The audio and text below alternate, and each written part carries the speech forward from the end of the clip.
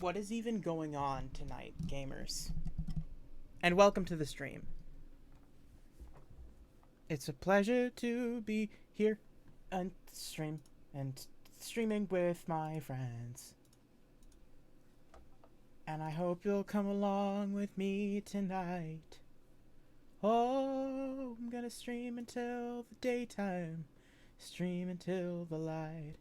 Gonna stream until the daytime. Stream until the light.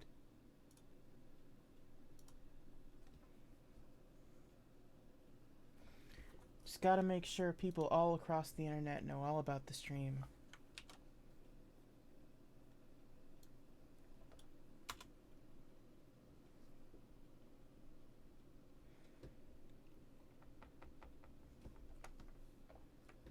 Da, ba, ba, ba, ba. If you went to Florida, you wouldn't ever die. Yes, in Florida they live forever. Just go there if you try. You can go to Florida, you'll never go to sleep ever again, but you won't die either. So the choice is up to you.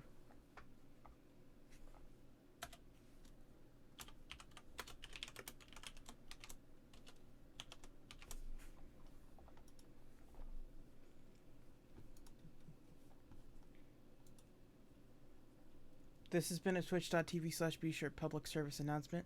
Precisely.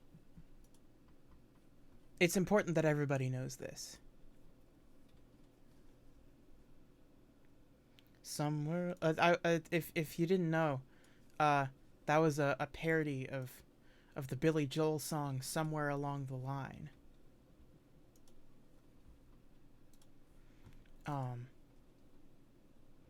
So, do with that what you will. But we're not here to sing Billy Joel. Well, clearly we are, because I did. But mainly we are here to play video games. And the video game on the docket for today is called SABLE. Comes highly recommended by a number of my friends. So I think we're gonna freaking do it. You thought that may be a Joel? Yeah, it was. Your ear was ear-curate.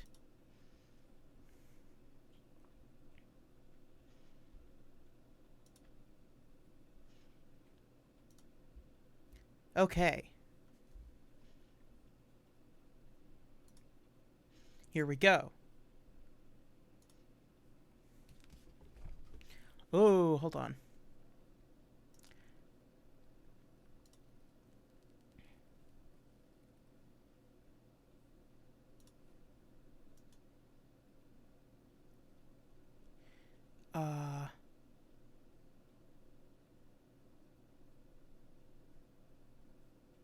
Hold on. I want to make sure chat can be seen against the background.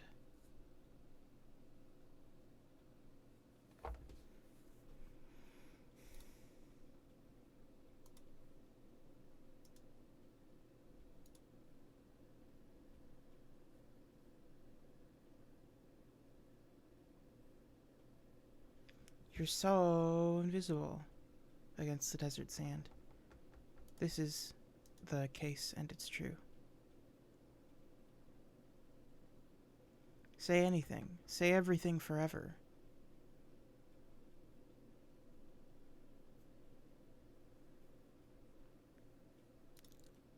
Whoa!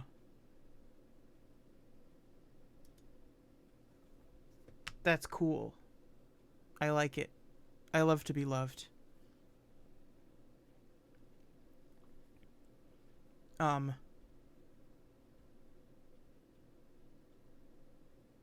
Uh,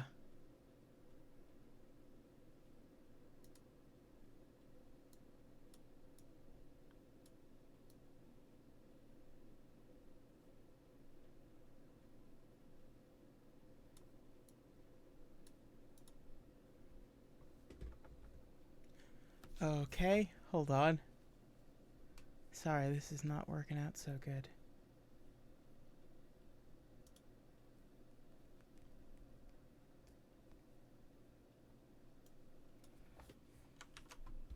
Give me a freaking second.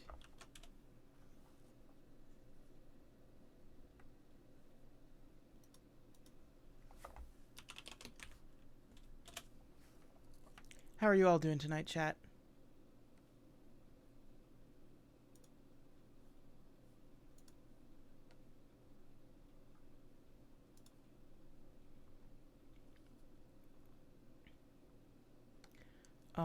Okay, I can't figure out a way to fix this swiftly. We're gonna stick with that for now. Sawi. Sobs.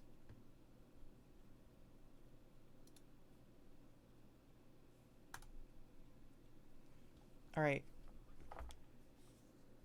Can I give you a square? Like a black square? That would be a good idea.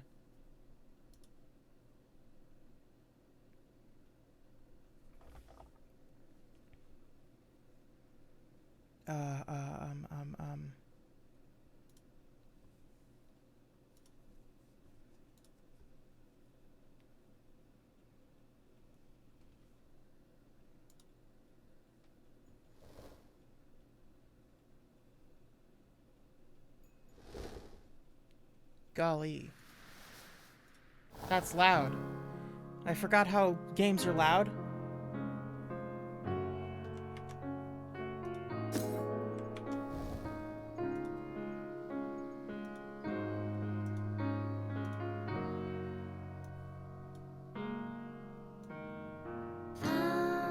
Whoa.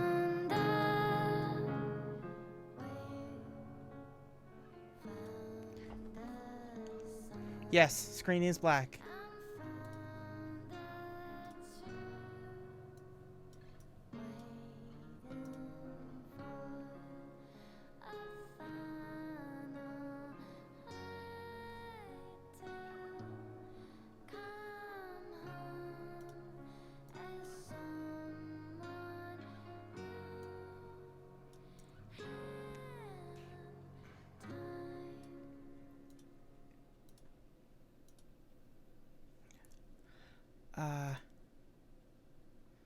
Chat, you are hidden. You are so concealed.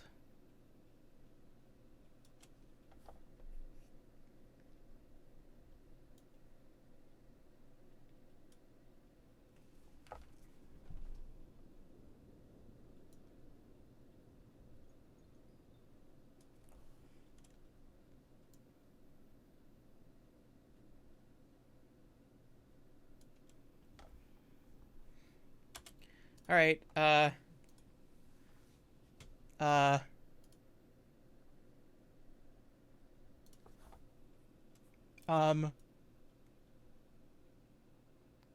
That'll have to do for now.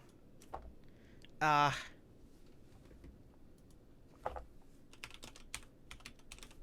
hate that though. All right, throughout the stream, I will be attempting to do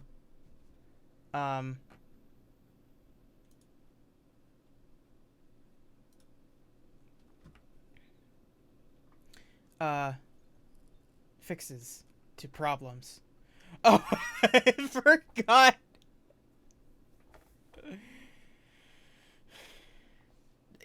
It should be. I'm not using Streamlabs OBS. I'm just using regular OBS. So it's having a problem and an issue.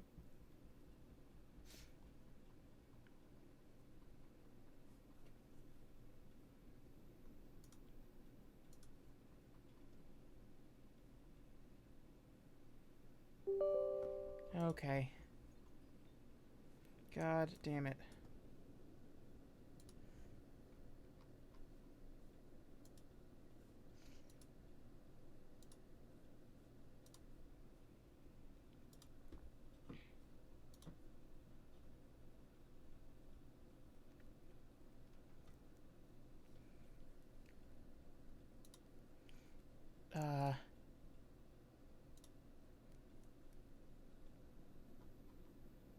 sorry, folks. Give me just a second. Ah.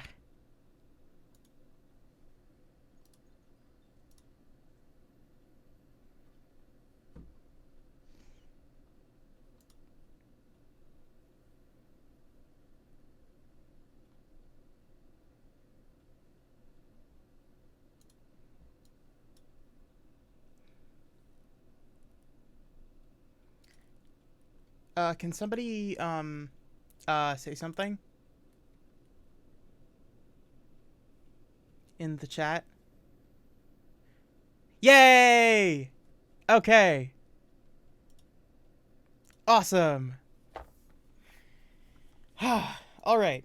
Well, that was nerve-wracking, but there you go. Okay.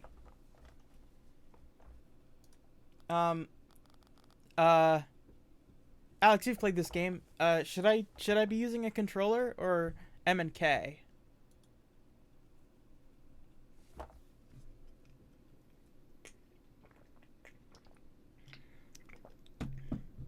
Controller, you thinks.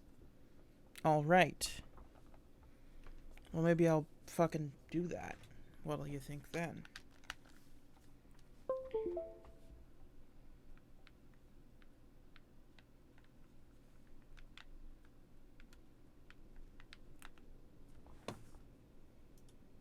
God damn it, what the...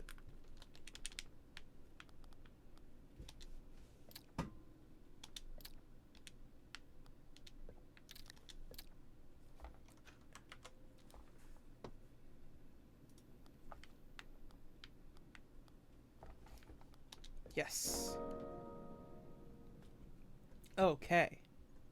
SABLE! After 15 minutes, we are finally actually playing a video game.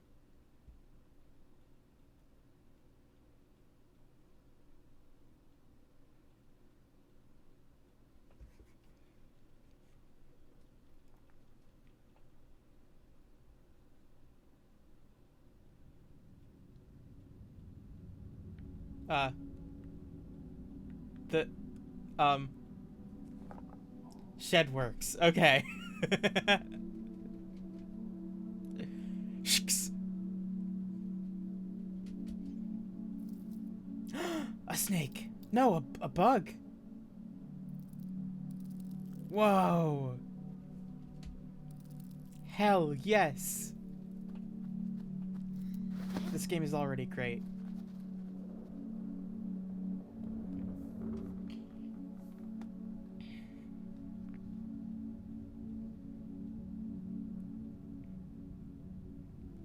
Whoa! Hello!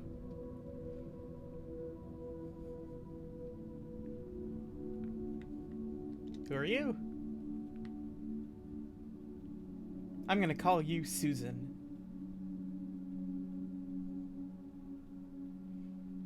Oh, Susan. My best friend Susan. I love to gaze up upon your gargantuan countenance. Use the L to move SABLE.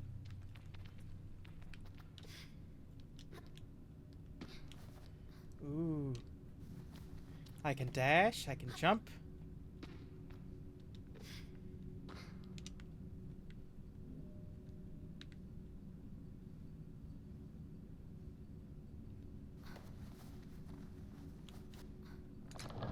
I can step on button.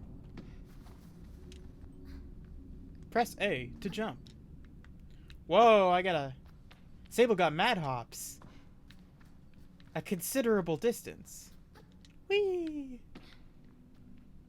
Yippee! Move towards a wall to begin climbing. Keep an eye on your stamina.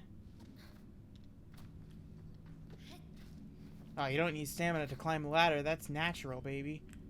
Control stick. Click the left stick to crouch. Whoa, what did I get? I should head back to camp.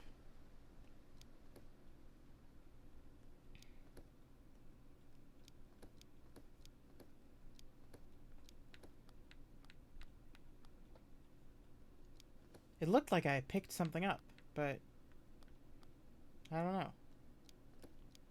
child's mask, a blank-looking mask worn by all children of the dunes. Most kids customize theirs for fun, but more traditional clans frown on that sort of self-expression. Like a bird ran away. Yeah. Ibexi children top. My old Ibexi top and hood, a hand-me-down from Yara. The scratchiness reminds me of home. Ibexi trousers. Comfy sandals for exploring sandy places. Easy to get sand out of, but not the best for climbing. It looks like it's describing the shoes and not the trousers.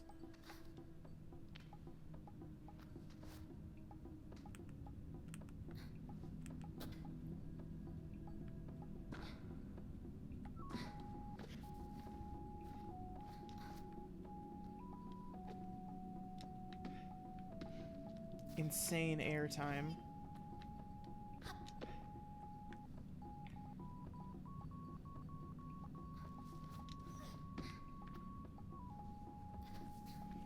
The sort of choppy animation style is pretty dang cool. I'm digging it.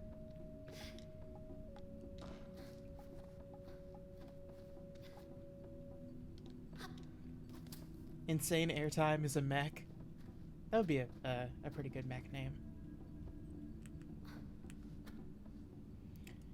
Whee!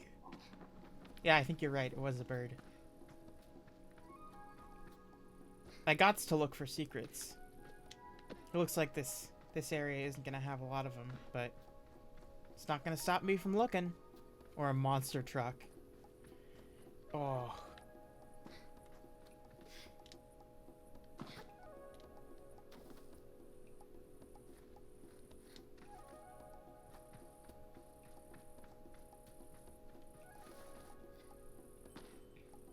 Hold down B whilst moving. To sprint whilst moving around. You can only sprint whilst you have enough stamina. What is a monster truck if not a mech that is car-shaped? What is a car if not a mech that is car-shaped? Ibex camp. Am I gonna meet some deers? Some ungulates?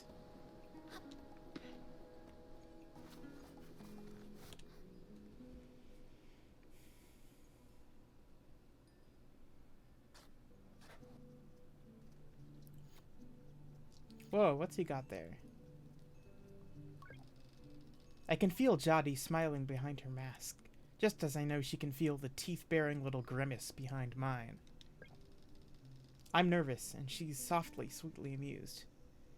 In her eyes, I probably have very little to worry about. You know you have nothing to worry about, don't you, Sable?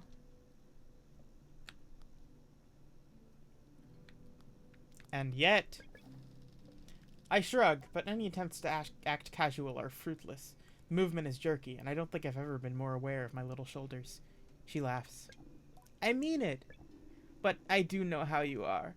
You're going to be nervous until you've started, and then you'll act like you've been doing it your whole life. Remember the first time you rode a bike? You wouldn't even let me put you on the seat, you were so afraid. Your hands were like little claws gripping onto me. I feel the memory in my fingers. But then I promised you it was going to be all right. I told you how much I had loved riding my bike as a young woman, and how wonderful the wind felt through fabric. Suddenly, there you were. You sat down. You leaned forward and put those little grasping claws on the handles, and you were off. And I remember thinking, just watching you tear over the sand. Look at her. She can do whatever she wants. Jadi reaches out and places a hand on the edge of my mask. And you can, Sable. I take a breath. I think I'm ready. I thank Jadi for the encouragement and tell her with a nod that I think I'm ready. I know you are, so let's get started. You'll need to talk to Hilal and Driss. Driss should already have made the arrangements for your bike, and Hilal will share something. Well, let's say as useful as it is fun, I think I might suspect what Jadi's saying, but I stay quiet. After that, I suppose we'll see you off. I'll be back soon.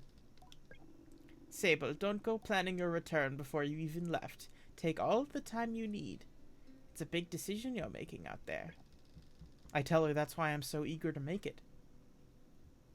To choose well and quickly, so that I don't go too far down the wrong path. Whatever you decide, you do so with my blessing. So don't try using me as an excuse to come home early, eh? She knows me. Now go speak with Hilal. I'll be there to see you off. And speak to Driss as well. I've told him to arrange your bike with Cizo, but you know how he is. I have something to give you. A compass to help you on your journey. It's the same one I used on my gilding. An artifact, you might say. I take the device in my palm. It fits naturally there, perfectly weighted and crafted. Each component slides together with incredible, satisfying precision. Thank you.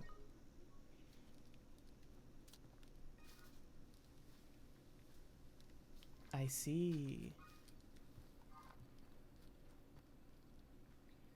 Let's talk to Hilal and Driss.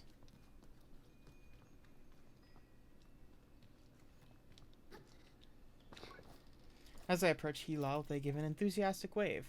I've always appreciated Hilal's verve and vigor, and on a day like this, I'm ready to match it, with a touch of nerves for balance.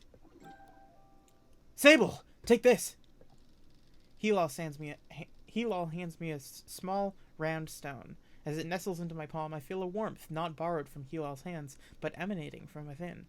I run my thumb over it, and find it softly electric, like static on cloth. I didn't bring anything for you. Hilal gives a tinkling laugh. Oh, Sable, you can make up for it when you return someday. What I've given you is a gilding stone. What do you feel? I tell Hilal that I feel electricity? Then you're doing it right. What you feel in that stone is openness. I look at the stone. It seems quite closed. Oh, gliding. Gliding stones are vessels for the perpetual. They suck up its power like little sponges and hold it there for you to channel. Right now it's empty, or dormant, and waiting for you to fill it up. I ask how I can do this. Take it to the temple ruins at the edge of the canyon. You'll be able to activate it there. Hilal claps their hands twice and bobs a little. I appreciate their good mood at a time like this. Come back to me once that's done. I want to hear all about it. As I'm about to leave, Hilal stops me. Oh, you haven't gotten your bike yet, have you? It's a bit of a trek to the temple, so go see Driss. He was meant to get that ready for you, yes? I remember Jadi's words. Ah, fuck.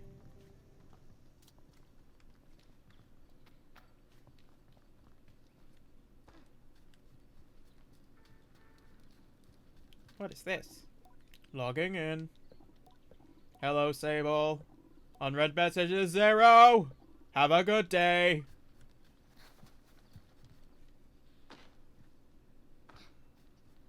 Wah! Is that a bong? No, I don't think it's a bong. Though I've told myself not to be too eager, it's all I can do not to race up to Driss. Driss is the camp manager. He's been difficult to get a hold of lately, but now I strongly suspect that he's been working on my bike in secret. Perhaps it's extra beautiful, or has some custom feature. What will its name be, I wonder? How fast will it go? Will my legs feel sore, or will I get used to it? Driss turns with a bit of a start. Sable, hello. I was told you have something special for me. Something special? I nod very meaningfully, but he doesn't seem to get the hint. I make a leading gesture, slowly, trying to be perfectly cool and confidential. But I can't do it. I'm too keen, and the words spill out. I ask Driss if he might, sort of, possibly, maybe, have a bike for me. Your bike! He yells it like it's an idea he just had.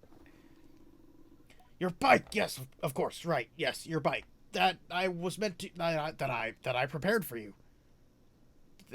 That I prepared for you. Because today is your... Gliding, yes. Did you forget? In abject horror, I gently ask if he may have forgotten. What? What? What? I would never! It's obviously I have your bike. By which I mean I arranged it for you. In a Well, it's a sort of a tutorial for you.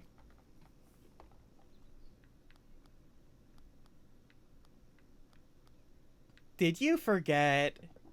I'm telling you, I didn't forget. I just made different arrangements. You see, Sable, before one can own their own bike, they must prove they can ride a bike by taking a test ride on a different bike. I think about it and find that I've never heard of that part of the gliding, but Driss does seem earnest, sort of. So instead of worrying about your bike, I'd like you to try this bike as a test. Driss gestures to the sand cutter at his side. It's quite old and a little shabby. A tester if I've ever seen one. What's the bike's name? Driss seems scandalized. That's a bit personal, don't you think? Just Sandcutter will do for now. Youngsters these days always asking questions. Now, ride the bike through the ring and back. And here's some advice for you, my young glider. Don't fall off.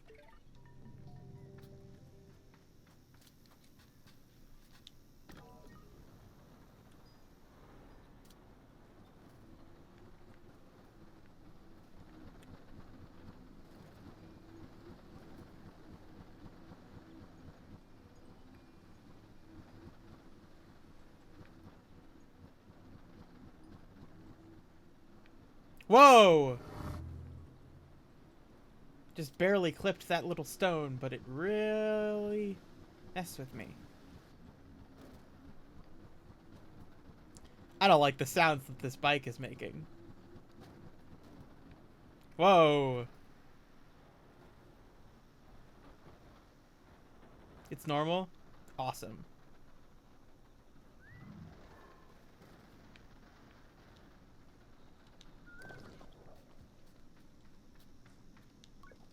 I return to Driss, who somehow manages to seem caught off guard, but despite knowing I was coming. Sable, congratulations! How was your first pre-glide ride? Any strange rattles, unexplained hissing, small fires? What do you mean fires? Surely you'd notice if you were on fire, even a little bit. Was that a possibility? Well, obviously it didn't happen, so I think we're fine. Driss, is this bike dangerous? Well... He doesn't finish. Have you already been by Hilal? Oh, right.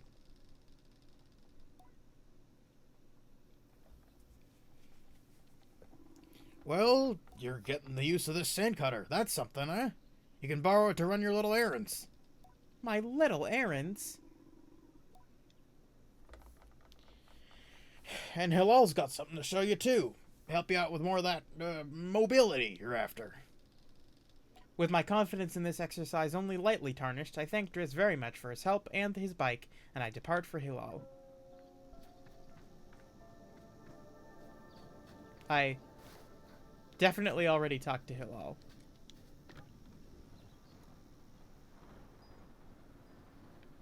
But I guess now we're going over to the temple ruins. That is a ship.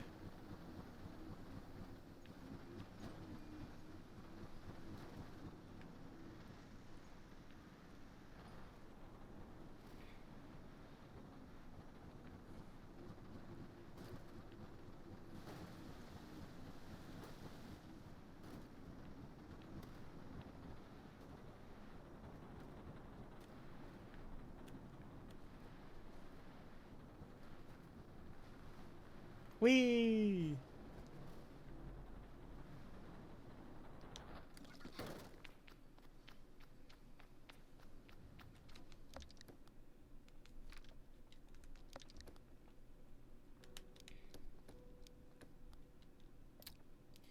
I can feel a deep vibration at its core as I hold it in my hand.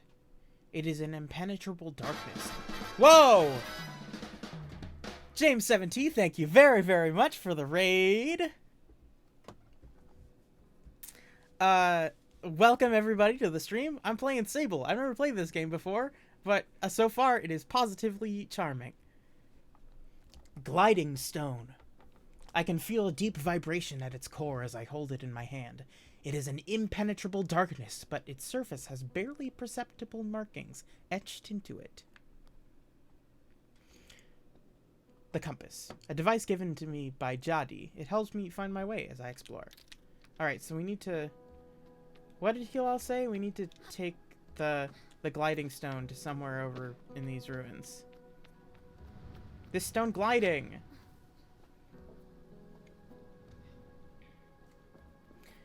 Ladder time. Ladder time. Ladder time. Now that looks like a place I would put a stone. Or flip a lever at the very least.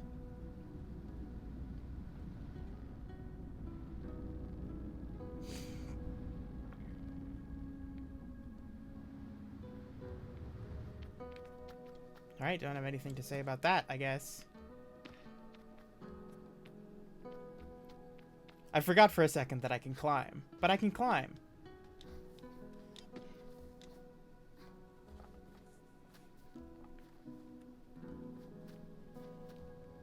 Ooh! Just barely made it. Awesome. Whoa. I'm really liking the music. Very calm.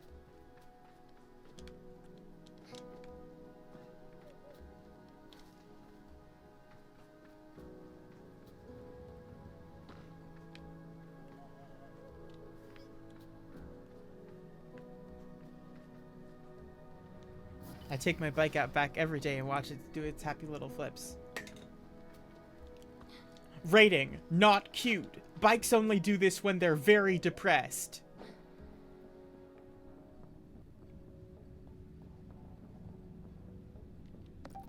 Atomic control panel.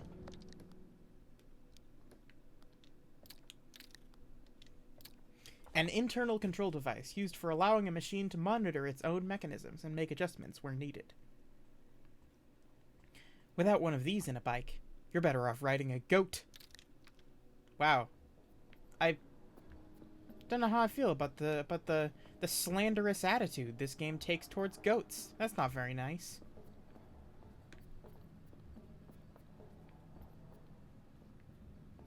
Alright,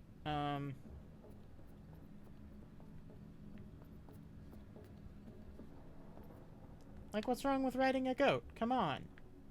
Although, I guess I haven't seen the goats in this world, so maybe they just suck ass. Maybe they're just dog shit goats.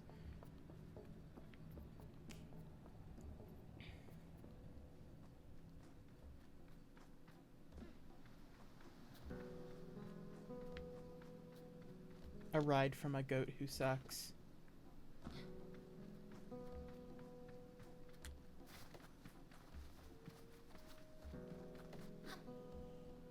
I love to run and to jump.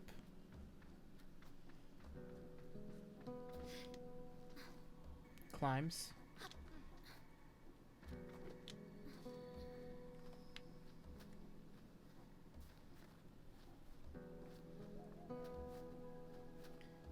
Aw, oh, come on! I was so dang close.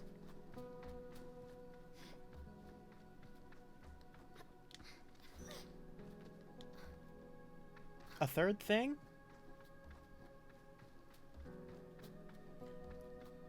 What thing? Oh, right.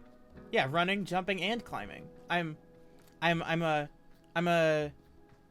very talented woman. I have so many talents that sometimes people get a little bit overwhelmed and they have to say, B, can you do maybe only 2 things? And I cannot oblige them. I'm a Renaissance woman. I'm a polymath. It's fucked up that polymath means you're good at a whole bunch of different things, because shouldn't it just mean that you're good at multiple kinds of math? Literally. Why, how dare they ask me to limit myself? Worm. Chum? Egg?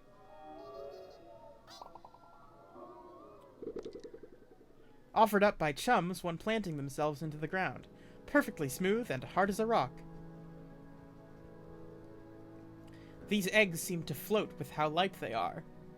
There must be a good place to deliver these. Can you deliver 60 eggs?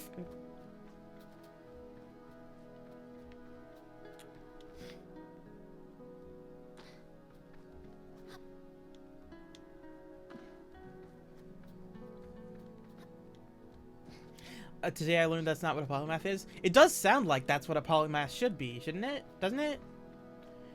You need to find all 1,000 eggs to get the special egg costume. God, if this game doesn't let me dress up as an egg, I'm getting a fucking refund.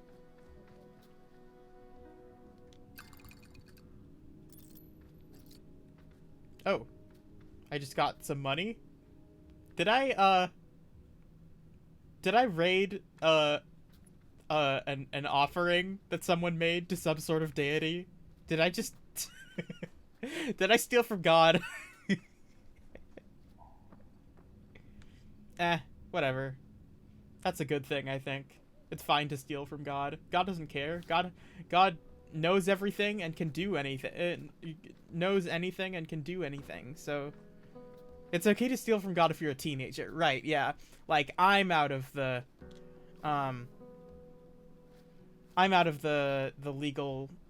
I'm out of the clear, but some people in chat, check your age. See if you remember how old you are, you might be able to figure out whether or not you're allowed to steal from God. Just check. It can't hurt to check. I swear I placed that sacrifice. I don't know why it hasn't rained in 3 years. But if it doesn't happen soon, we're doomed. Uh-oh. Oopsie. That's normal. I think it's fine.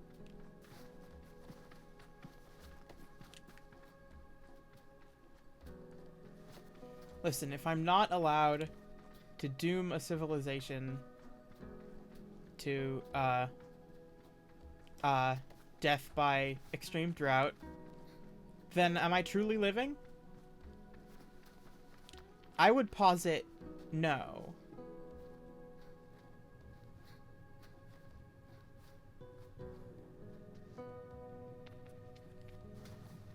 Alright, I guess that,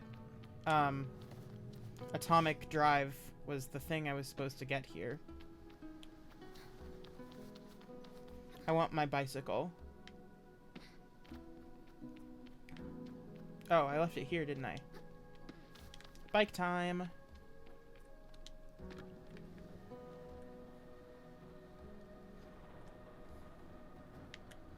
Whee! Whoa! Oh, the spins.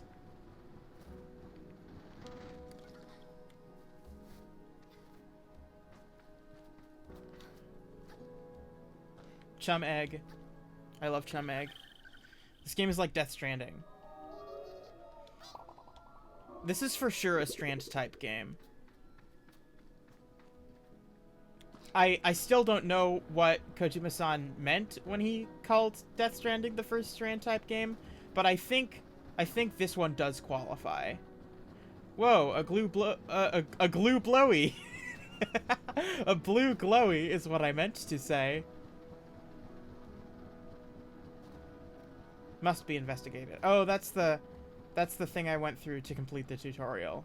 It's supposed to glow like that. That's normal. I do want to go up there, though.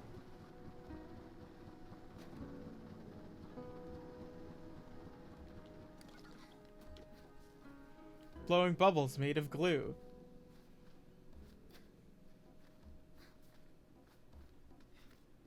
He lied, actually? Who lied? And about what?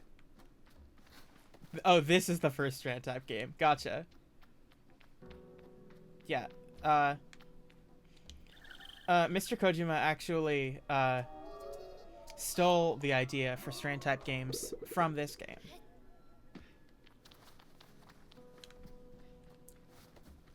Blatant plagiarism.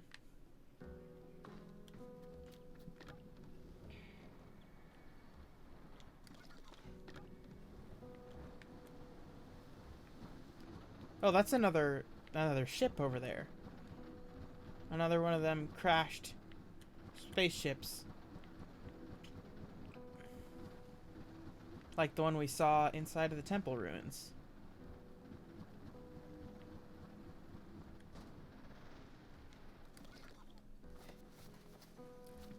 It's looting time.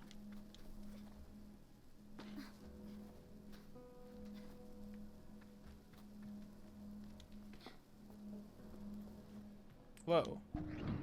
Oh, okay. There's nothing of use to be found in the ship, but I notice a blinking light flashing on the dashboard of the cockpit. Push the button! A voice crackles from the machinery in front of me. It sounds like a recording. It's barely audible. Stop messing about with those buttons, you absolute idiot. Sorry, I mean... Concentrate. I don't think I have to remind you how much work it was to get this far. We're almost there. Alright, let's see if what that old machinist told us holds up. If not, there'll be hell to pay. I hear the sound of mechanical adjustments being made. 3 clicks. Buttons being pressed, perhaps? Okay, when I push this orange thing, pull that lever. Hard. Yes, Ramin. The sound of a click and a loud grunt before a snapping sound. Oh, on Rohana's mask, not that hard! You've torn it out! Suddenly, the speakers are filled with static and a low rumble that gradually increases in pitch. And then the sounds of someone cheering. It worked! We're flying! More cheering. Is that the sound of someone dancing? Okay, let's focus. This thing is moving fast. We need to slow it down a bit. How do we do that, Ramin? Let me check the machinist's note. The machinist's notes. A long pause. The rumbling static sound that started playing when the ship took off is still increasing in pitch. Ramin? That lever, Toma, the one you just ripped out. We're going too fast. We're gonna crash. We need to try to... The recording cuts off there. Shit. That ain't good for Toma and Ramin. But they're dead, so who cares?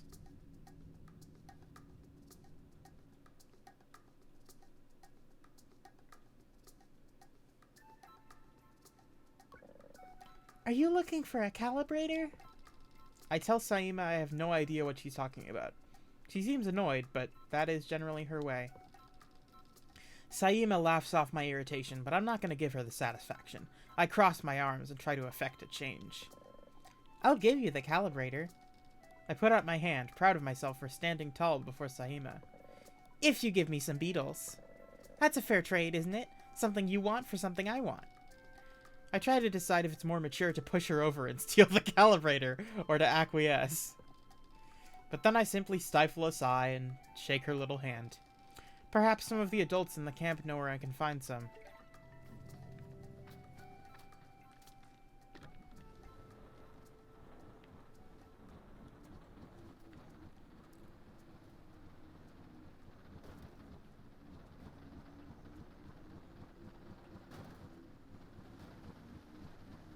Ooh, who lives under... Whoa. Hilal's house.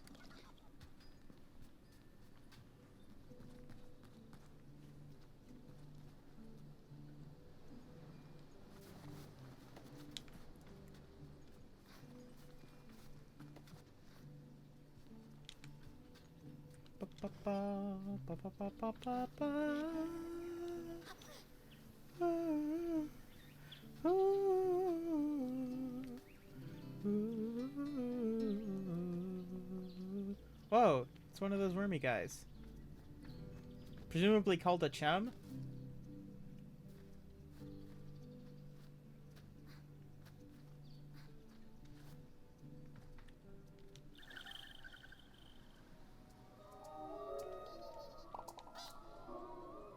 Yay, chum egg.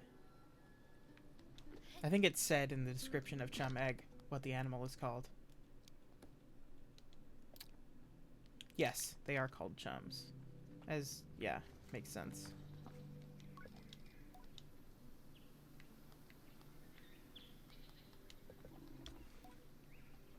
There's a nest of beetles just east of here. You can't just walk up to one and catch it, though. There's some seeds growing on the rocks around the nest. Drop a seed on the floor and the beetle will start eating it. Then you can sneak up and grab it. Head over to the temple, Sable. I promise, it'll be worth the trip.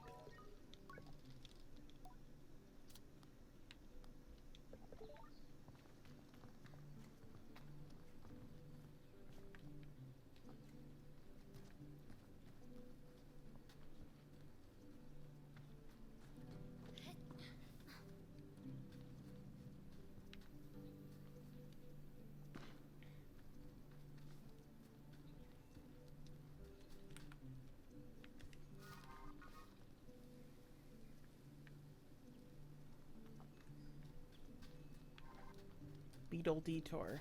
Beetor. Whoa, who's that?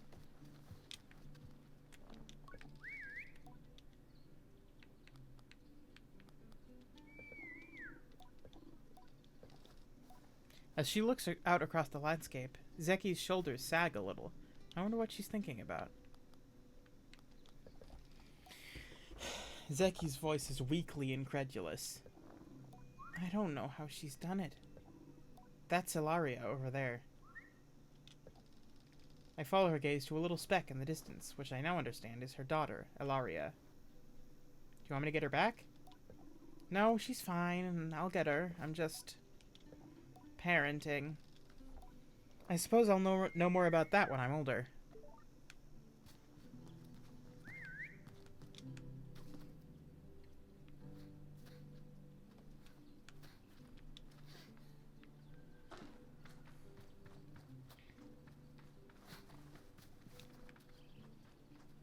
Oh, I left behind my bike, didn't I? If you mark quests in your inventory, you can use compass to follow them. Dope.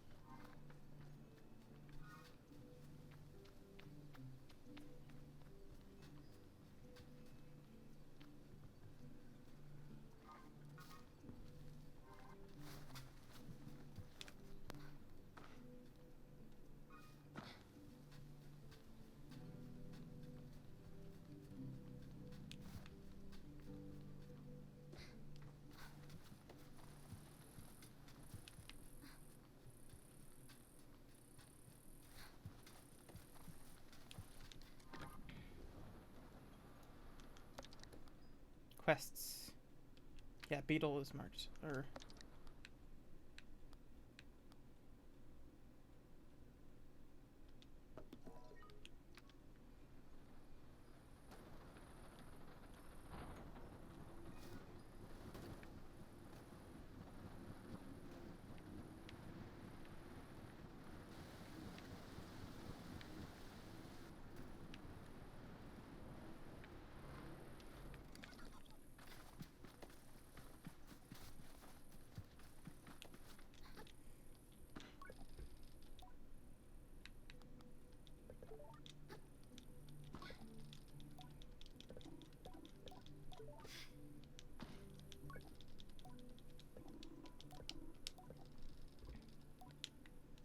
Okay.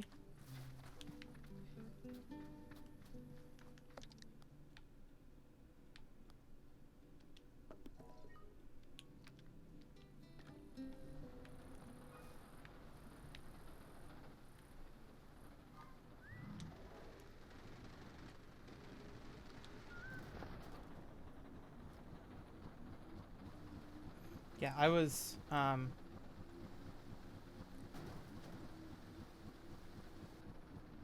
mistaken in assuming the thing I went to earlier was the temple.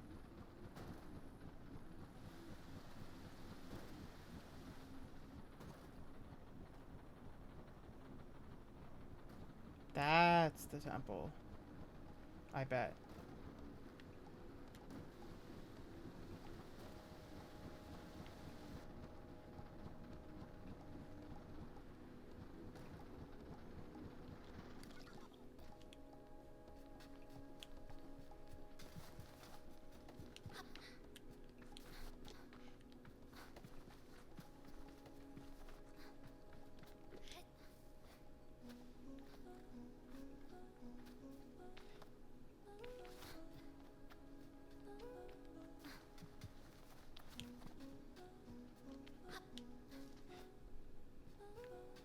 camera flips out a little sometimes. What the heck? There we go.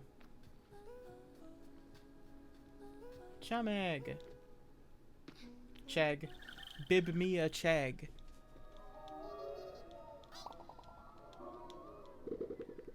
The sound it makes is cool.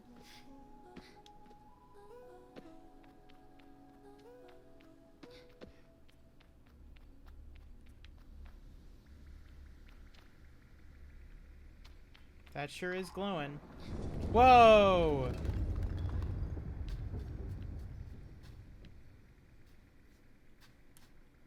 Well,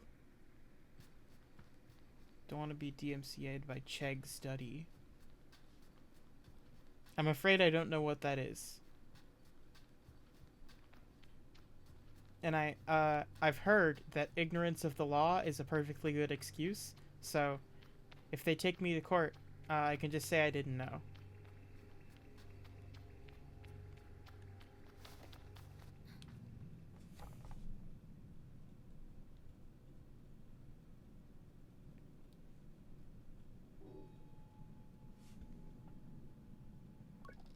The stone thrums like the beat of a heart as I approach the altar.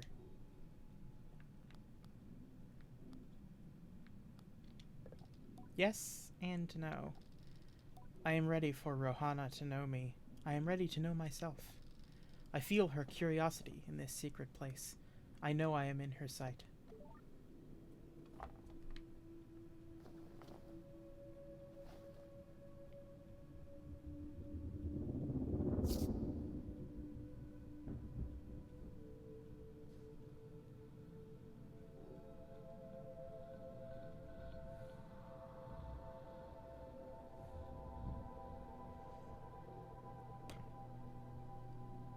Excuse me.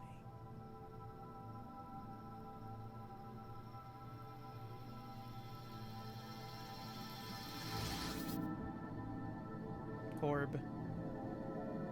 I've been orbed. Dang, the ketchup dispenser is broke again. God, now it's all over the place. Unbelievable. Kevin said he'd fix it.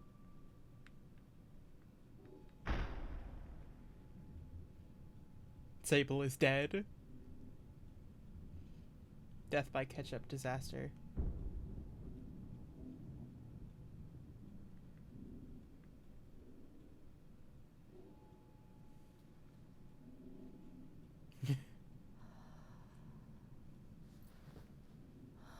Necromancy may be legal in Cyrodiil.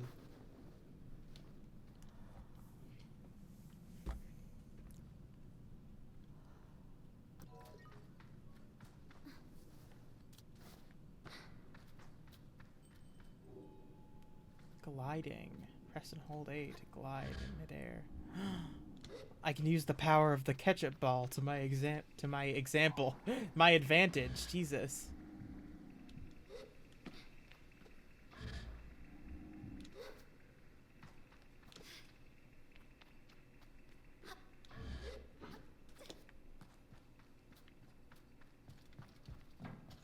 A chest.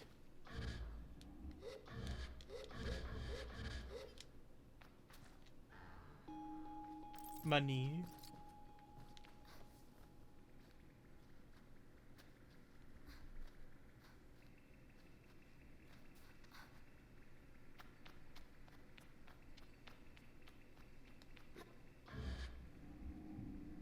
It's good to eat dollars. You need to.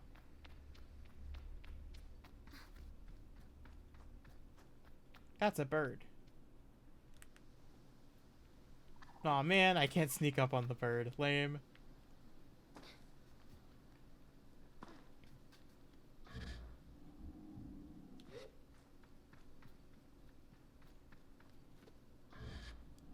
Six out of 10. Cannot sneak up on bird.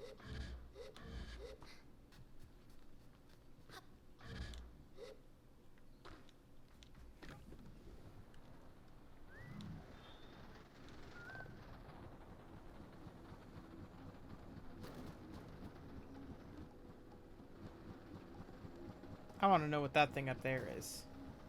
Looks pretty dope to me.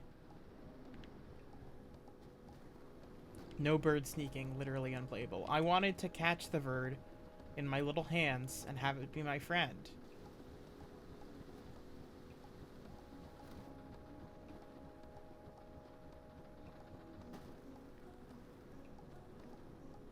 I wanted to envelop that bird in my teenage grasp.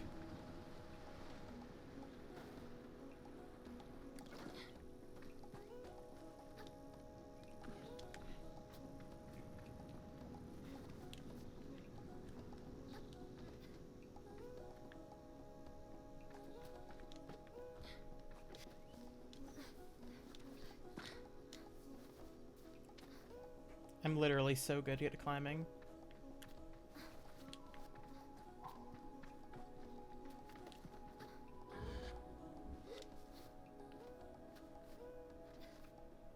Video games do love to have birds that run away when you get close. It's like one of video games' favorite things to do. We've all been teens. We know the urge to bird.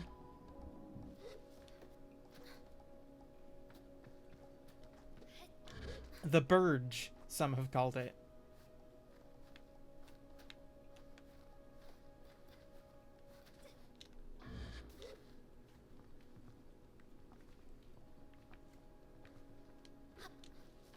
Parents, talk to your teens about the Burge.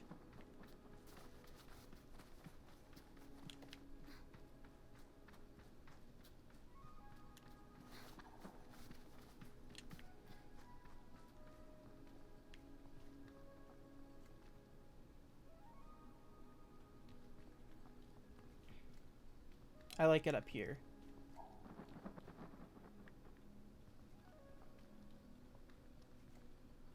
I like to be in the sky. Like a bird.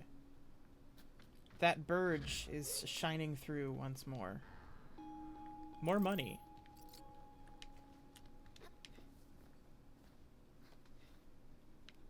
Whoa.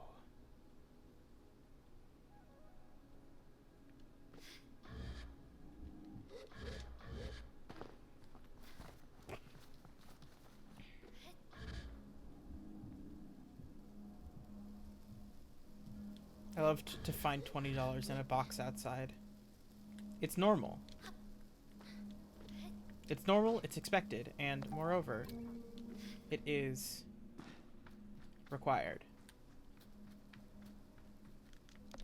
Atomic power supply. This device supplies power to whatever it's plugged into. CISO will have to show me how it works.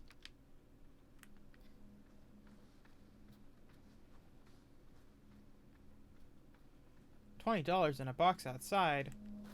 You gotta be blowing smoke up my ass.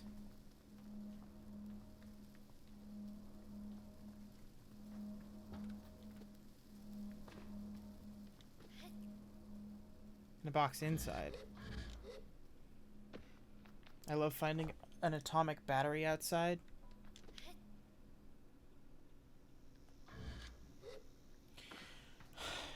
That's just not realistic. This game has seriously broken my immersion. An atomic battery wouldn't be outside. It would be in my neighbor Craig's garden. And that's all indoors. He has like a greenhouse.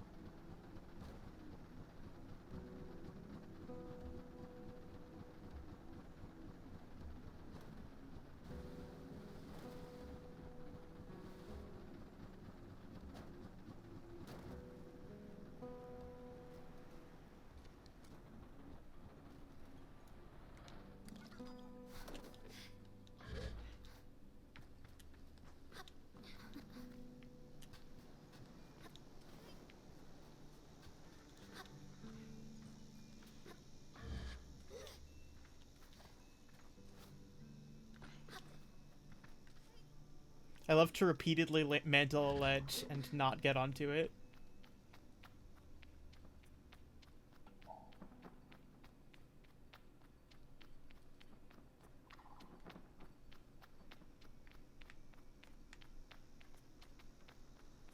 I am in a wall. Love to be in a wall.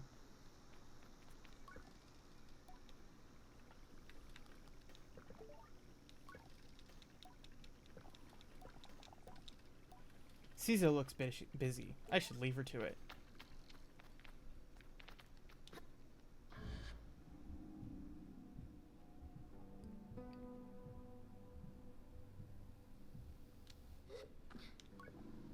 The balloon was more fun than the person in it.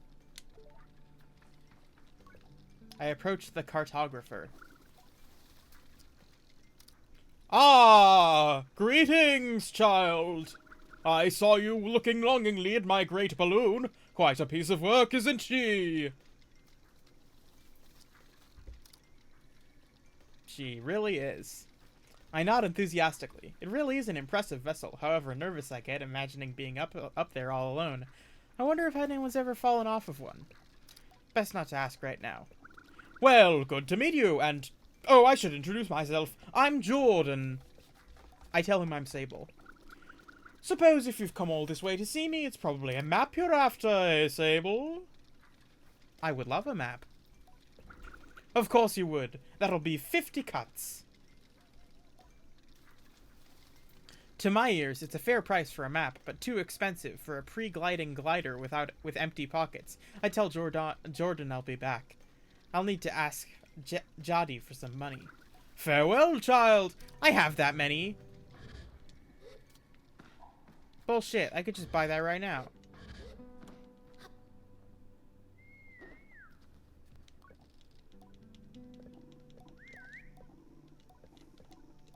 Children have no fear.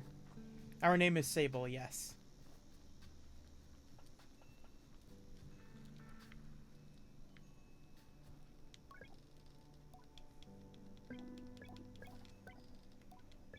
Here's some money to get you going on your journey. Use it mostly wisely, and then a little unwisely when the mood strikes. It's good to know the value of money, but you never want to be ruled by it. I thank Jadi effusively and head out on my way.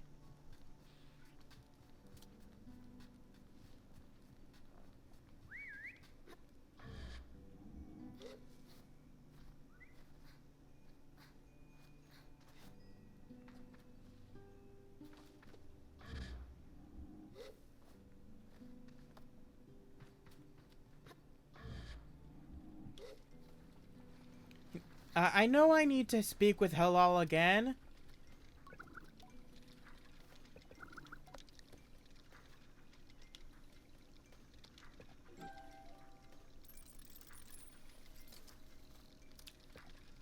I thank Jordan for the Ewer map, Ewer, and all its vast possibilities.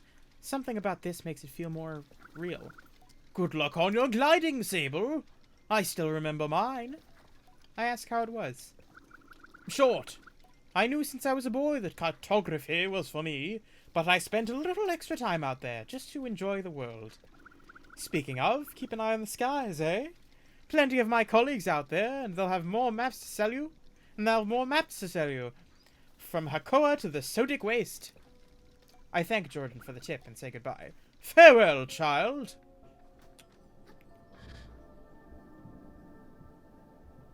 Ah, kick ass. Streamer! Accede to my demands. I'm so evil.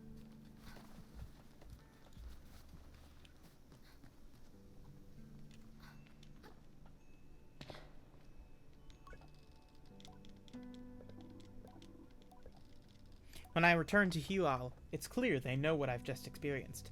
They're excited on my behalf in a way that makes me miss them before I've even left. Isn't it incredible? How does it feel?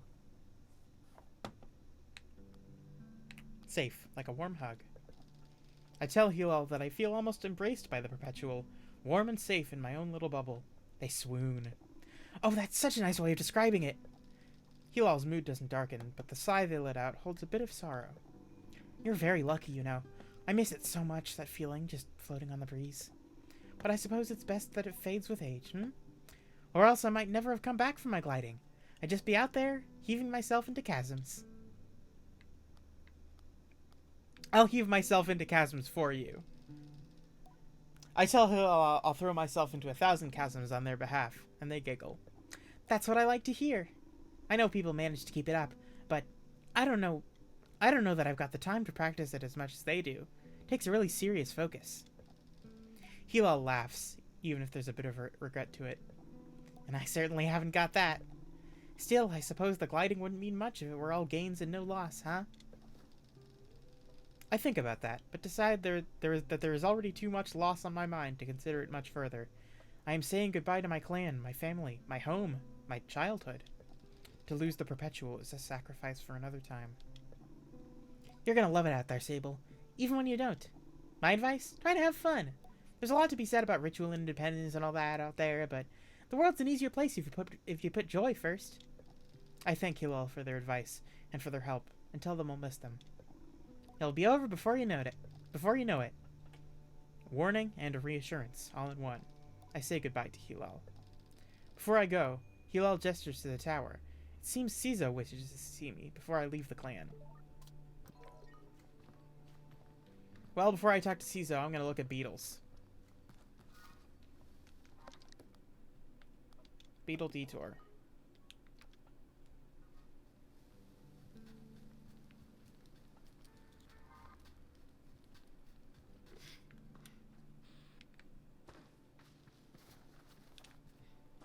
You must, beetles. You're gonna lose that girl. You're gonna lose that girl. You're gonna lose that girl. Nah, Doodle, we're on the same page.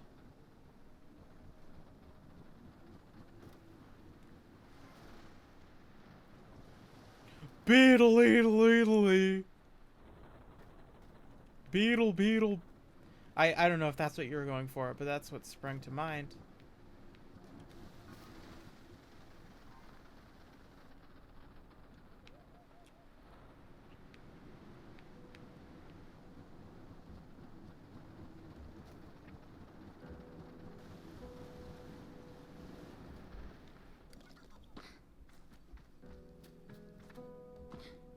Precisely? Oh, awesome.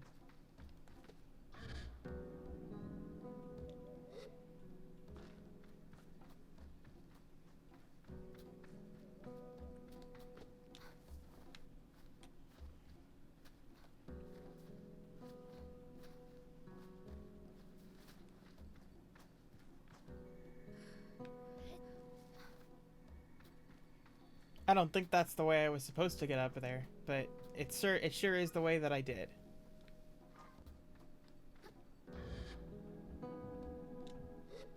A little barrel or bucket or something. Ooh, here's the beetle nest. But where are those seeds?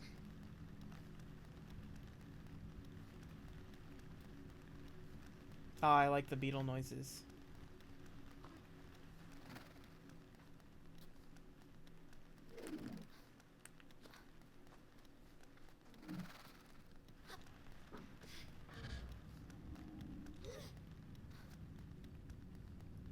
Yay, chum egg.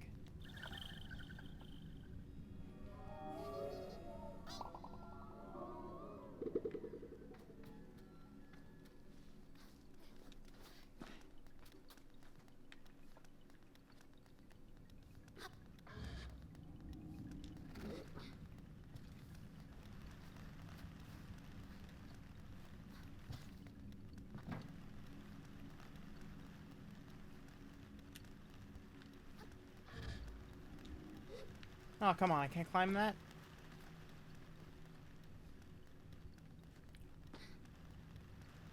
Took me a comedically long time to figure out where to take the eggs. I'm passing that curse on to you. Awesome. Yay. Well, cursive carry eggs 10,000 years. Well, if you're cursing me to not know where to find... okay, yeah, those are the seeds.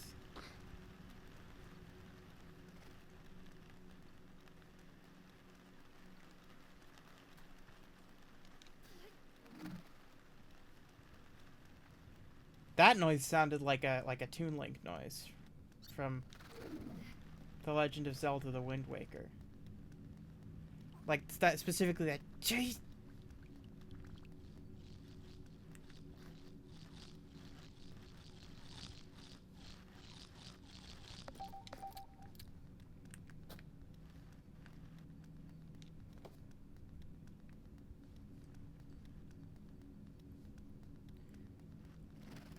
In the photo shoots you've done with Entertainment Weekly Time Magazine, your hair changes dramatically from short to short, from short to long. Do you wear wigs? No, I do not. Have you worn wigs? No, I have not. Will you wear wigs? Maybe. When will you wear wigs?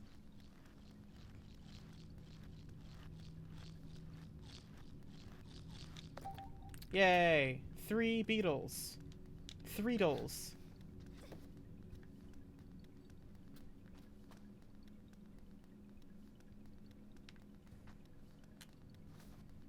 It's normal to steal beetles when they're dining. Very true. What if I want all the beetles? What if I want to get every beetle? There do appear to be a finite number of beetles.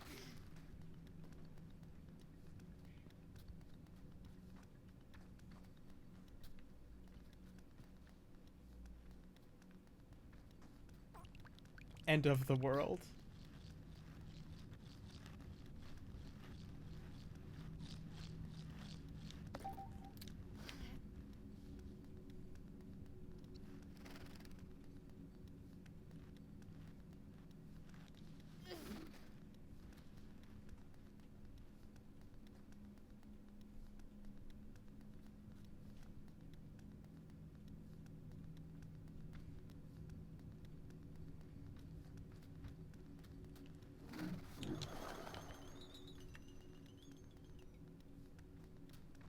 Okay. I suppose I'll just take 1 extra beetle to have along with me as a treat. I'm not gonna eat the beetle. It's a treat for the soul.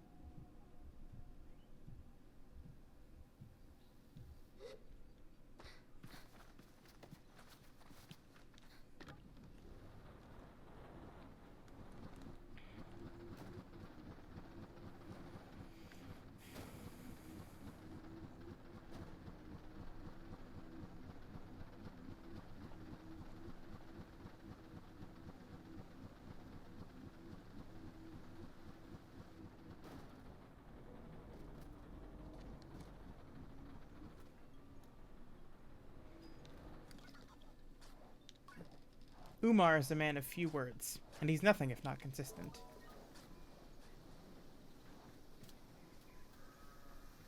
She likes to play in the cave underneath the camp.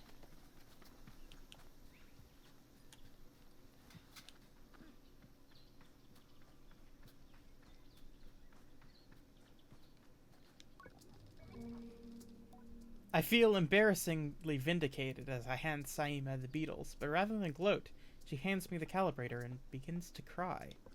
What have I done? You're leaving! You're leaving and you'll never come back! She blows her nose and then wipes her hand on her tunic. Yara never came back after the last gliding. Aren't you sad? You were her friend! She might visit again someday. I tell Saima that Yara will likely visit one day,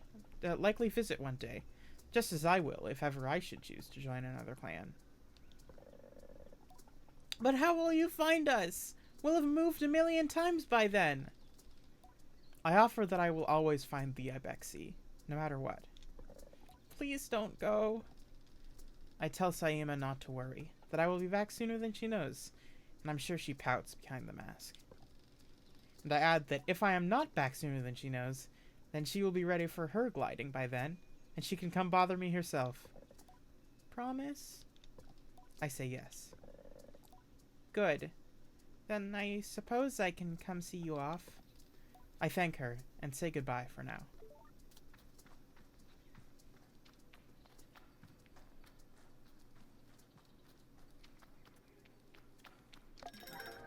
Ibexi Red Dye, the dye bottle for the colors of the Ibexi Red bike.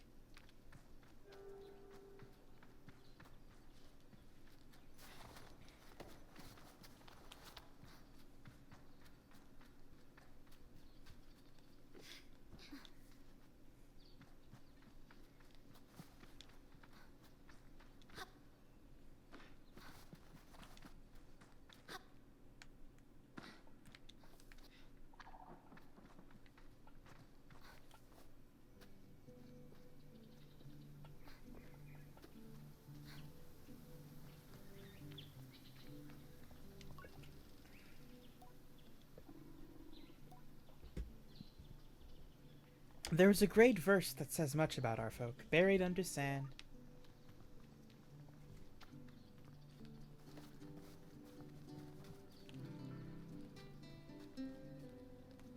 Alright, I suppose I should talk to Zizo.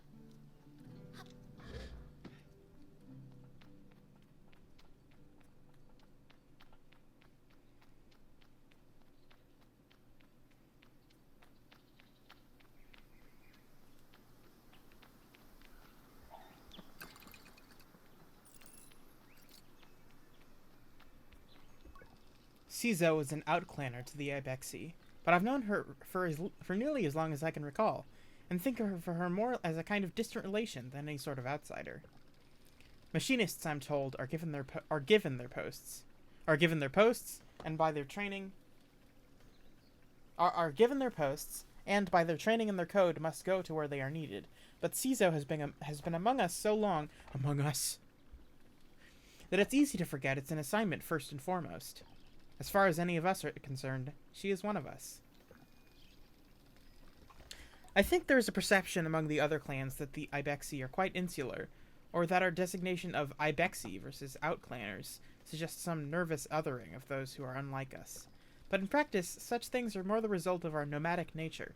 We seek to know who will travel with us and who we must leave behind, but all are welcome to join. And I'm always pleased that Zizo did. I like the way this game is written. Like, it's narrated by the protagonist, which you don't see all that often, in video games. It feels like a book. It feels like I'm reading a book, or like I'm playing a book. Sable, how do you do, clan child? I can only think of one thing. Excited for my bike. It's first person. Second person would be like, you do this, you say this. Zizo has a throaty quality to her voice, and it rumbles through her mask when she laughs. She's quite a serious person most days, and I'm always torn between pride and alarm when I manage to make her chuckle. Yes. Jari told me how excited you were. Zizo sniffs. She also told me Driss would be coming along to get your bike together, but I think he may have... I knew it. What? I hadn't meant to say that out loud, so I tell her I was just clearing my throat. I don't begrudge Driss his forgetfulness. Were I tasked with so many odds and ends, I might be just as scattered. And besides, this'll be good for you. I want you to scavenge the hoverbike parts yourself. I'm gonna make my own hoverbike? I ask Zizo if I'm expected to make my own hoverbike. No, you are not going to make your hoverbike. You are going to build your own hoverbike. Of course. To make suggests you are creating something. But your bike already exists. They simply haven't taken form yet. Here, take this. Zizo hands me something. This is a navigator. You can use it to mark waypoints on your compass. It should be useful in finding the old parts. I ask Zizo where I might start looking. Our bikes are reborn in the ruined ships, in fragments spread apart. The good start would be the ship down there near the camp. You'll find another up on that great rock near the other side of the canyon, and another behind the old dam on the hill. Use your navigator to mark that down if you need. You'll need to gather a control panel, a power supply, and a calibrator. I've done all those already. Cizo, I'm really enjoying Cizo. I'll be back before you know it. I tell Cizo I'll see her soon and head off in search of the components. Together we will create something new out of the old. I return to Cizo with the parts. And it's as she waves me over that I feel a pang of sadness in my chest. When will I see her again, once I'm gone? Well done, Sable. Yes, this is everything we need. Are you ready to assemble a bike of your own? I'm ready. God damn it.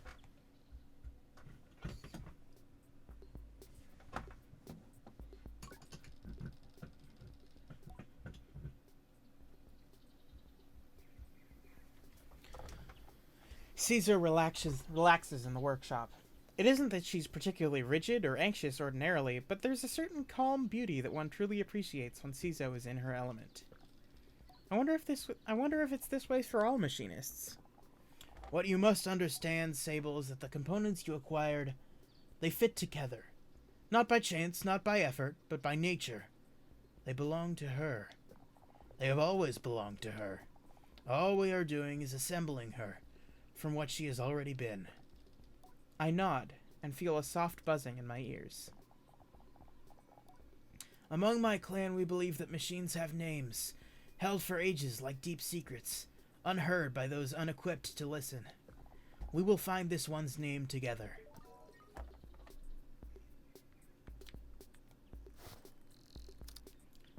Press right bumper to use the navigator to mark interesting landmarks to appear on your compass.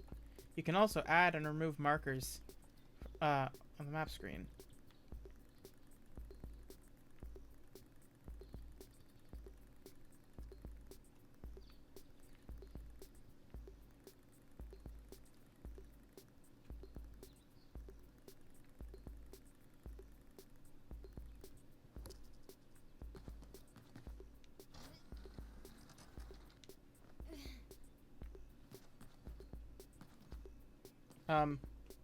I missed the last piece of text there.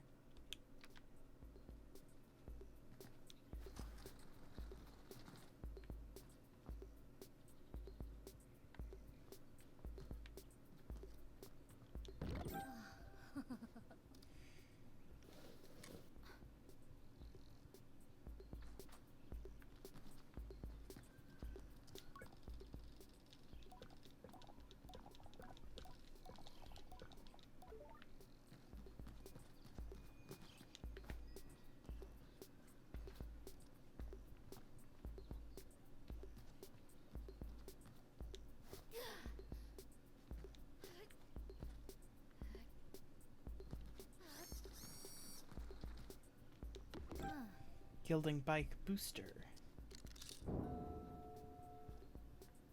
Gliding bike.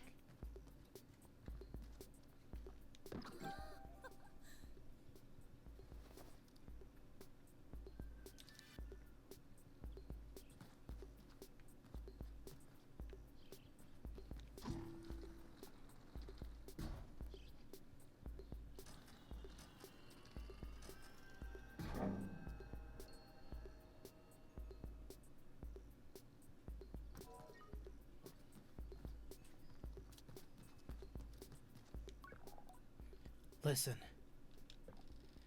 Cizo tilts her head a moment, leaning closer to Simoon.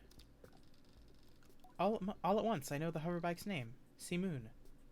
I say it in a whisper to let Cizo know. Simoon. Moon. Well done, Sable. Does she want to go with me? She does, clan child. Simoon has a wandering spirit. Like you, I think. I tell Simoon that I am eager to know her better, and Caesar looks quite proudly at the both of us. You are ready, then, for the gliding. May all the gods turn their faces from you, Sable. An odd blessing, perhaps, but Cizo is prone to such things, and I can read it in her tone that it was meant quite sweetly. You must learn to listen to Simoon, to care for her. Seek out my fellow machinists on your travels, Sable. They will teach you the art of machine whispering. Oh, and here, take this. It's a machinist badge. You'll meet plenty of my ilk on your gliding. Show them your worth, and they'll give you more badges. I thank Cizo twice for good measure, and give a bow. I'm ready.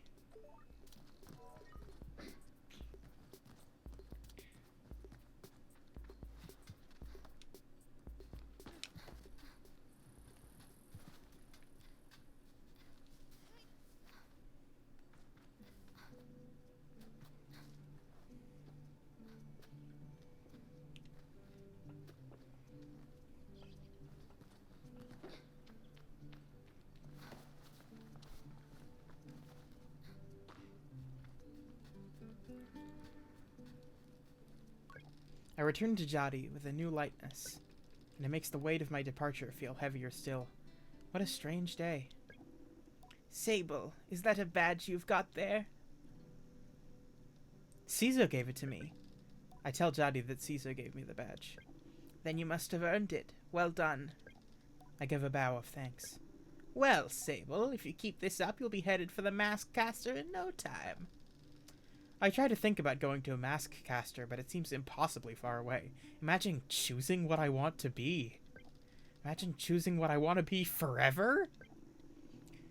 I know what you're thinking, but don't worry about it. You'll get plenty of badges when you're out there, and once you've got 3 alike, you can trade it in for that mask. But don't feel like your first mask is your final choice. The gliding is about freedom and exploration. I suggest you claim as many masks as you wish. Only at your final ceremony will you be asked to choose one. How will I choose one? You'll have to feel it out, but when you know, you know. Now. The tone of her now puts the butterflies back in my stomach. With all of this done, there's only one thing left. It's time then, isn't it? Time to walk through the face door at the Temple of Rohana. There, you'll assemble your gliding mask and go. There are things I wish to convey to Jadi here, depths of love and gratitude and fear and worry and hope. And though I find myself unable to speak any of it into words, I hope she understands. Before you leave, child, I made you these. They are dyed with the traditional Ibexi maroon, and I hope provide you great comfort out in the desert. When you leave today, you will no longer be Sable, clan child of the Ibexi. You will simply be Sable, and the rest will come. But no matter what you are, no matter where your journey takes you, I will always know you. I will always love you, and I will see you again. I don't know where my journey will end, but I know where it must begin. And I'm ready.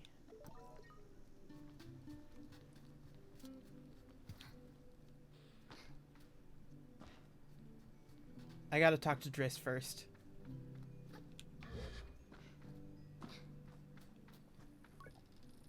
Okay, never mind. I don't gotta talk to Driss first.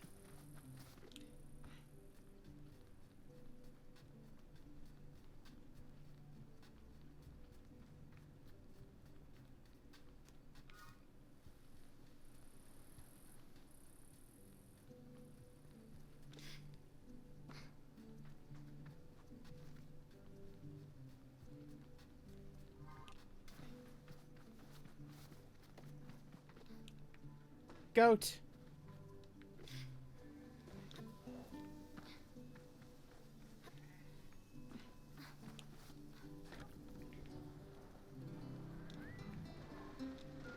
Bye. Time to go into a face. The goats are normal after all.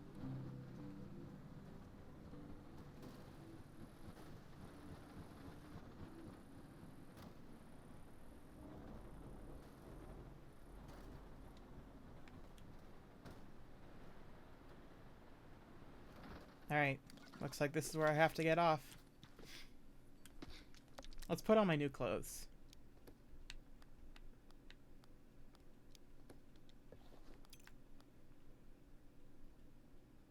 The clothing made for Ibexi children as they go out on their gliding. The cloak is unmistakably Ibexi red. Ibexi glider trousers. Jadi made these. The patterning is unique to the Ibexi. The fabric seems to have been made at the Burnt Oak Station.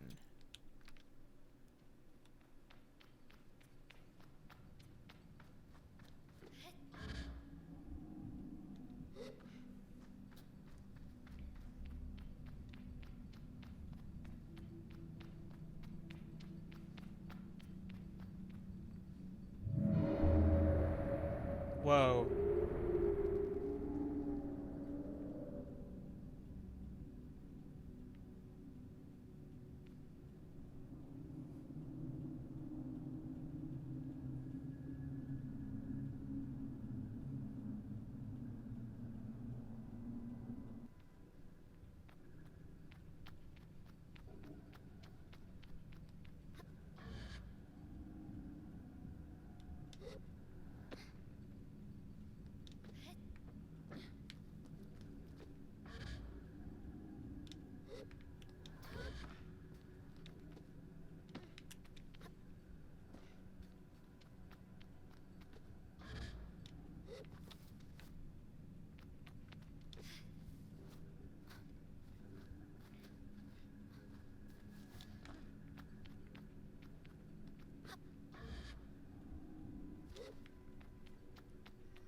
Whoa!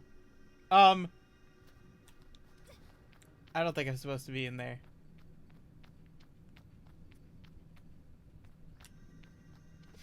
Speedrun strats.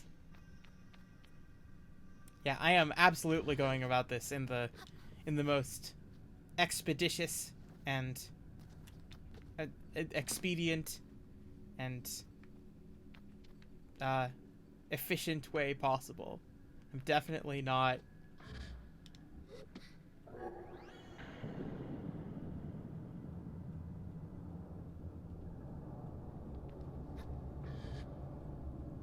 being really slow and ponderous about it.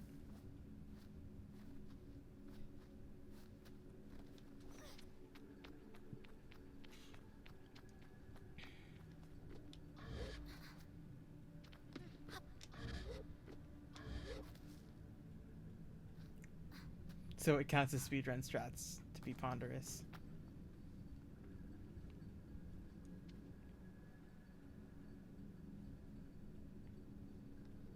Finding yourself percent.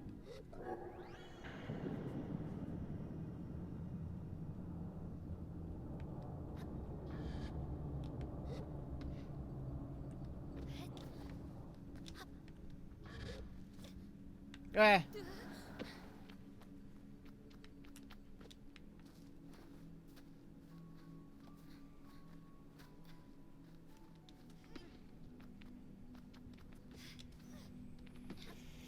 I wonder what speedruns of this game look like.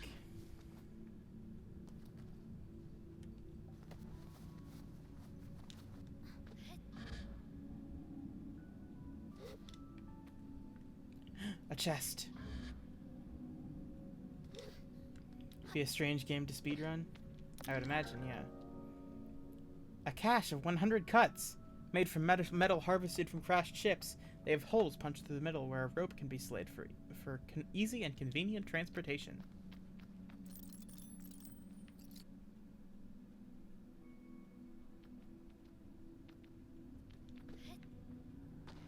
Ah.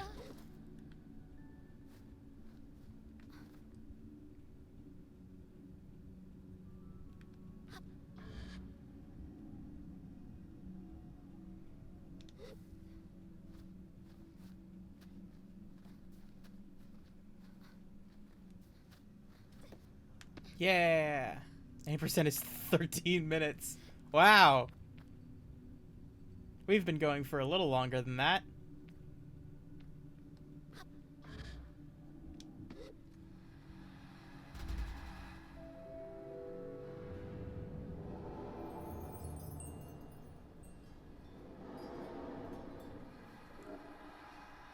Ah! Eerie.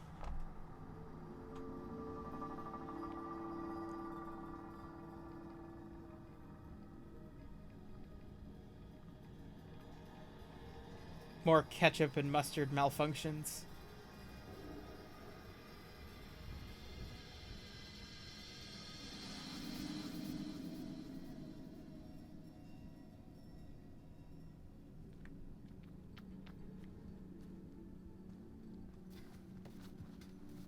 Goes into the desert and returns after a nice episode of SpongeBob.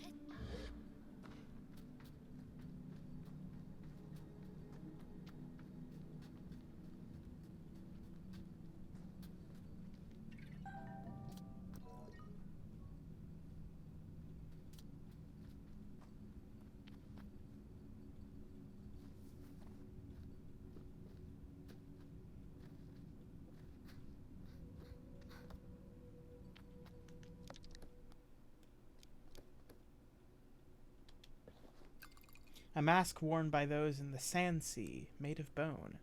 The ones particular to the Ibexi are made from the skull of a mountain goat. It's the outfit, yeah.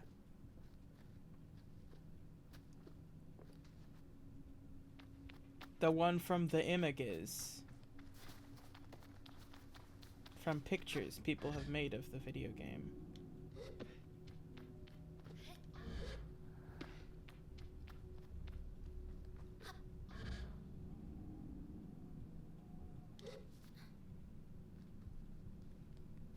Among Us. The Among Us. Really true. Huh. My bike, or rather Driss's bike, has mysteriously disappeared.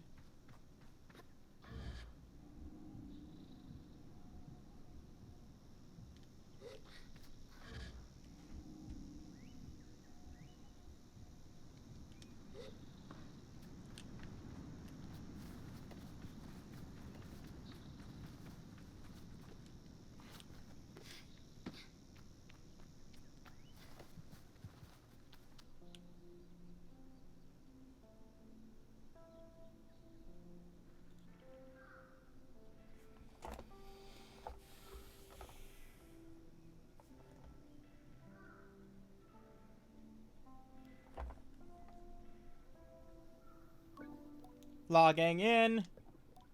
Hello, Sable.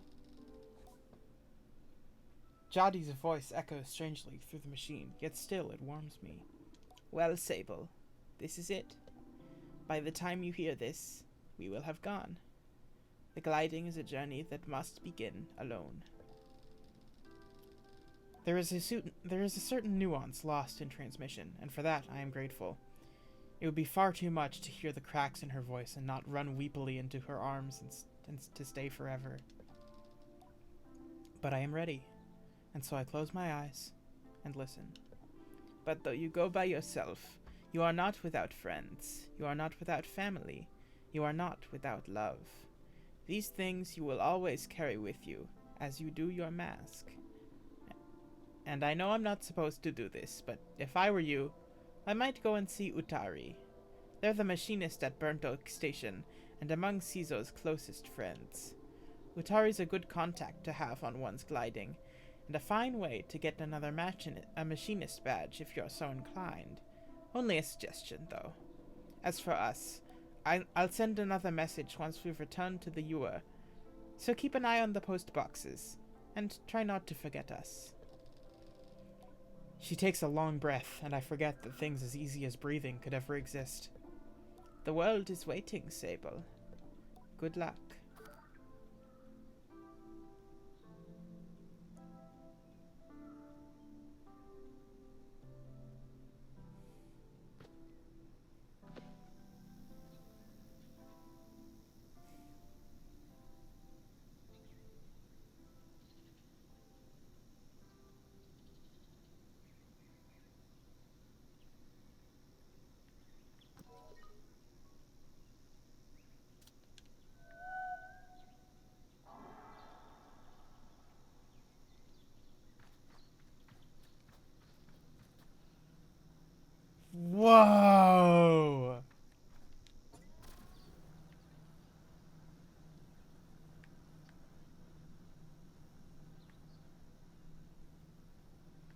Hell yes!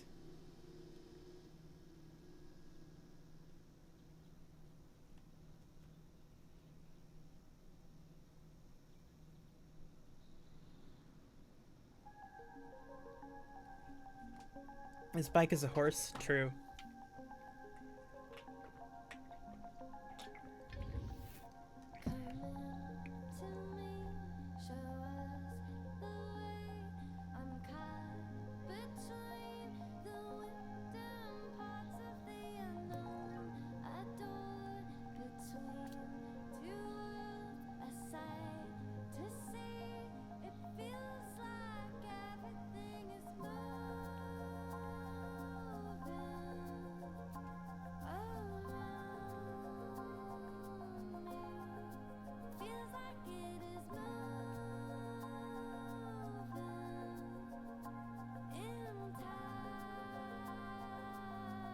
Wow.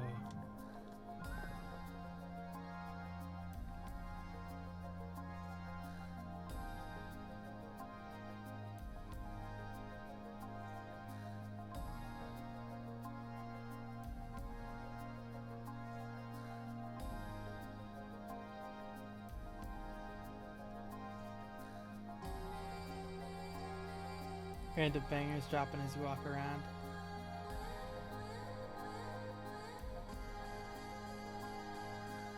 Whee!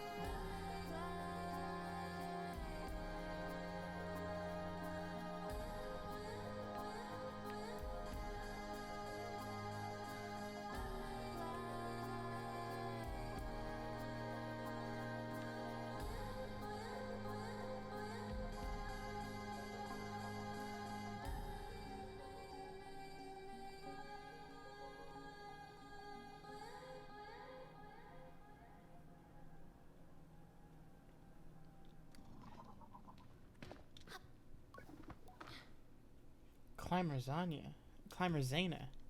Ahoy there! The loud, bellowing greeting nearly makes me jump out of my skin, but as I turn to see who's there, I find only darkness. Up here! Now I spot a waving figure cast in shadow. Impressive, isn't it, Glider? Are you jealous? I can't see you, Zana. I don't know where you are. Of what? Me! Being up here and having the skill to do it! I bet a small fry like you couldn't even make it up. Bet a small fry like you couldn't make it up here. It's an oddly combative energy to bring to a conversation with a stranger, I'll give them that.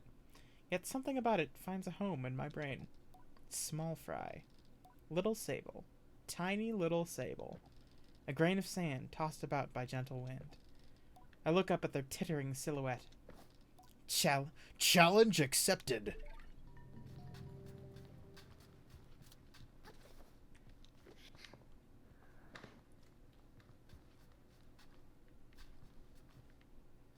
Where? Where is Zana?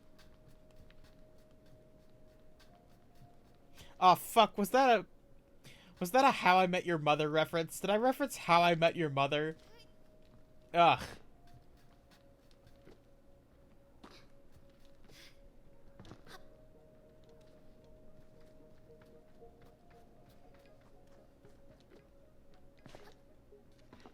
Kemble's Cube.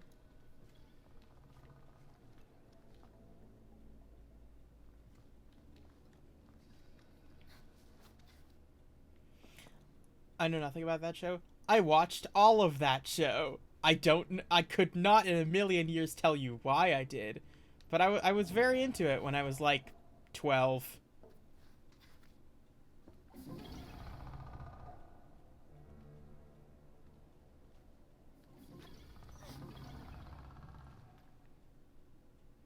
BY? I was a child.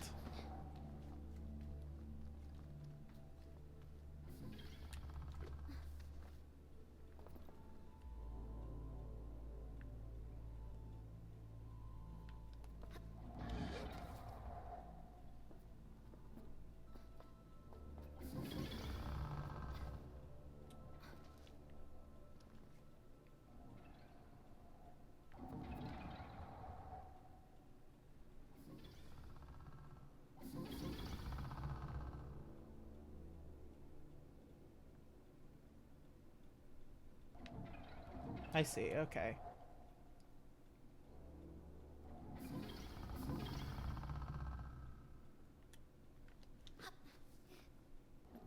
Oh, no, that doesn't work. Oh. I guess that does.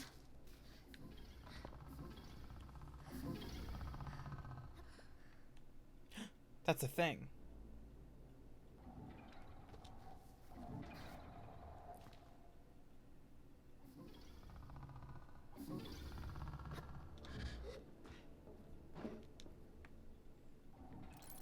$20. We've upgraded from $20 in a box outside to $20 in an egg inside. I don't know if that's an upgrade. Kind of a side grade. There's a chum. It's important.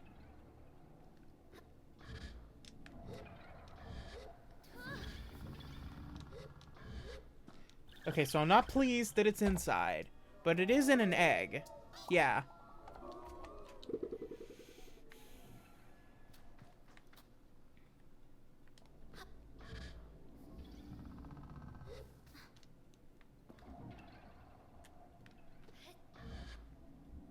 What are you? Scrap metal. Yay! Yay! Yay!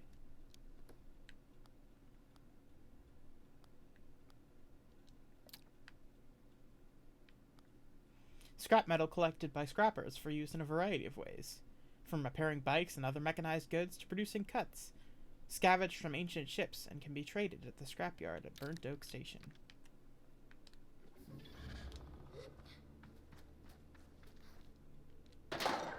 More scrap metal, yay!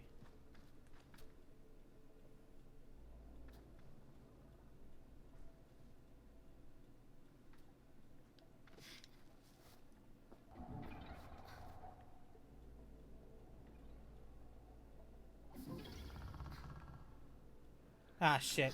Come on. Lame.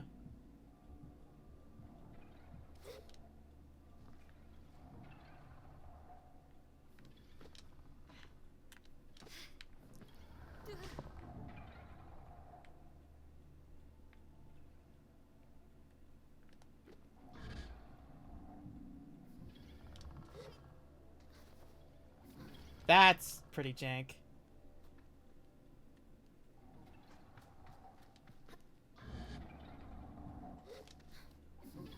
Fucking nailed it.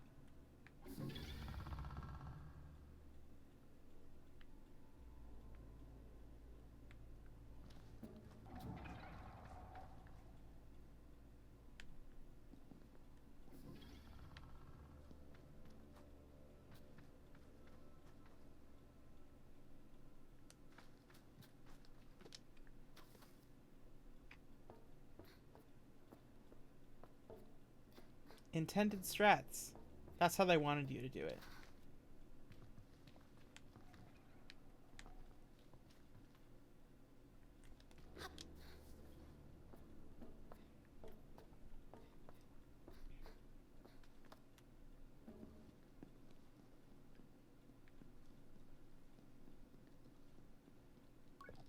There they are.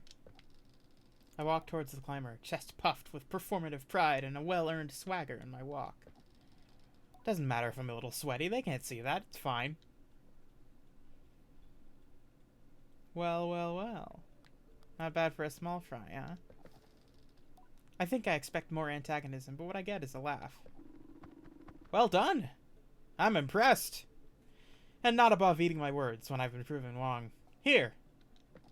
They toss a climber's badge my way, and, mercifully, I catch it. Today really is my day. You've earned that, Glider. Only a climber could take that taunt and meet the challenge head on. It's an ascent like no other, this heap. You should be proud you pulled it off. I take everything out. I take everything back. You're a very big fry. I'll take it. Kick ass. I like their chameleon mask.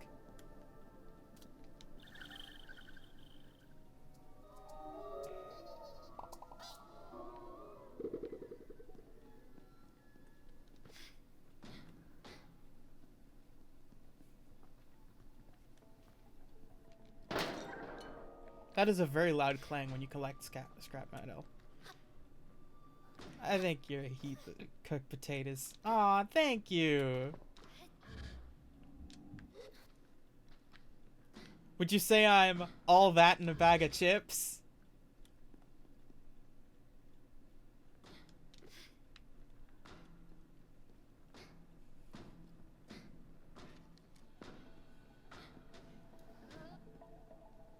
Waka waka.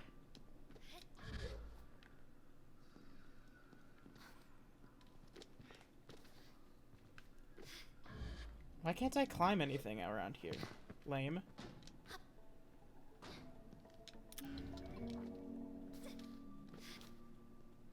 It's metal? You can't climb metal? I mean, I guess it would be slightly more difficult than rock.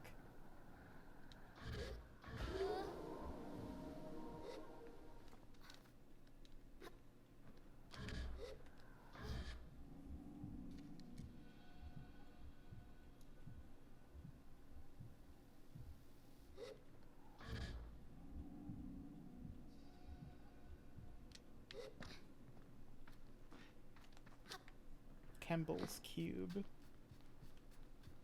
I wonder who Kemble is.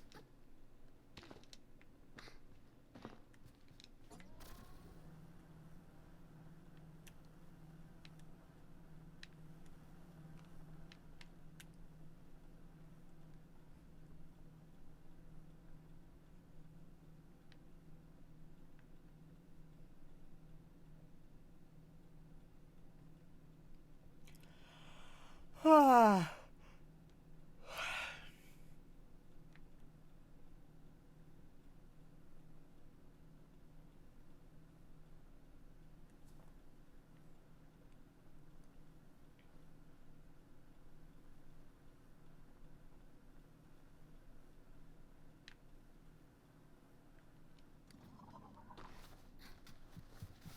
Egg.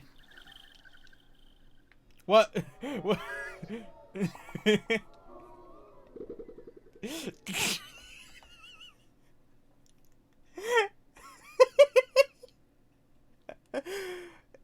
Got too excited about egg and went sideways.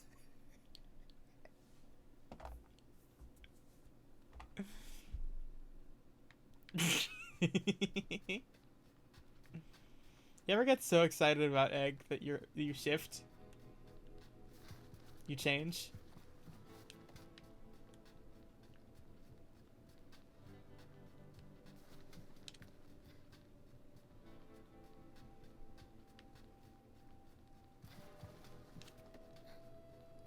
I'm noticing a lot of atomic tech.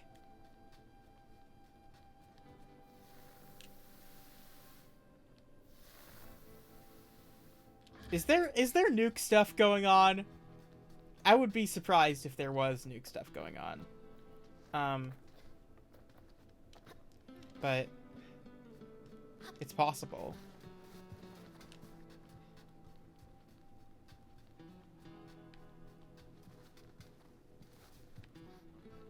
This game is very normal.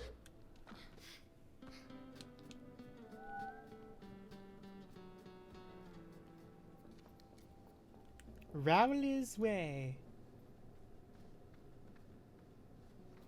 I love to go inside a big ship. The fire shield from Sonic 06. I think that's from Sonic games before 06.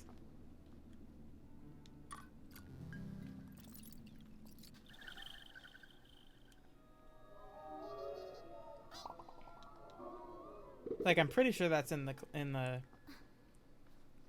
the original Genesis games.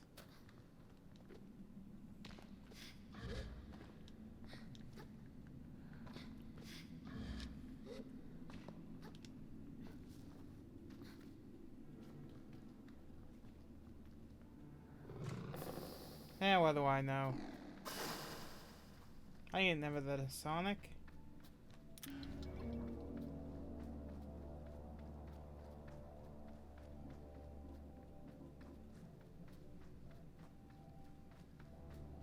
That's not true. I've played some Sonic games.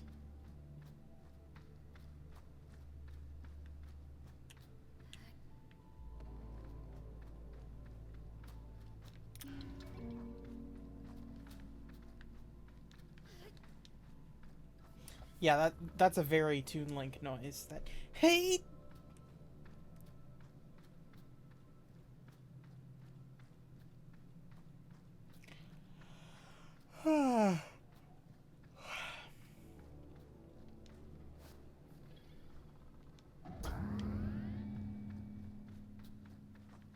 That powered that thing. Cool. Oh, is that a flinger? Am I gonna be flung? Is it time to be flung? I think it may be time to be flung. I want to be flung. I want to be flung. Fling me! Fling me! Fling me! Fling me! Fling me! Fling me! Fling me! Fling me! Fling me! Yay! I have been flung.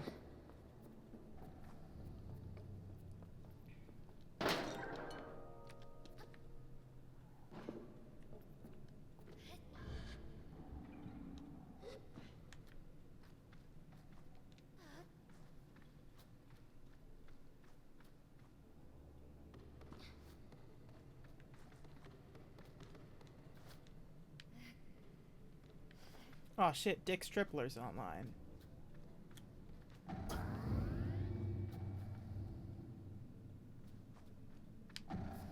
Throw me into the air! Fling me bodily!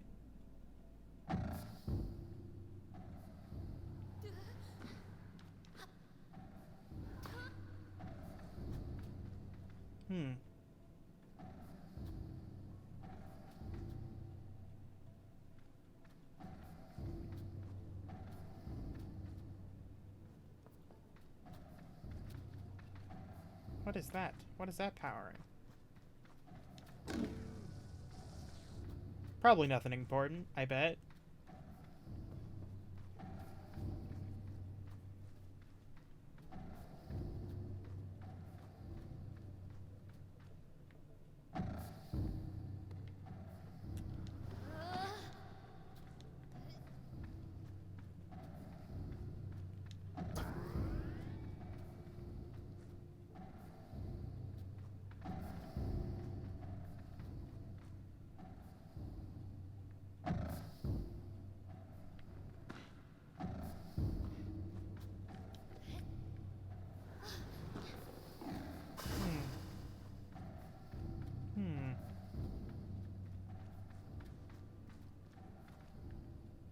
I feel like I'm missing something.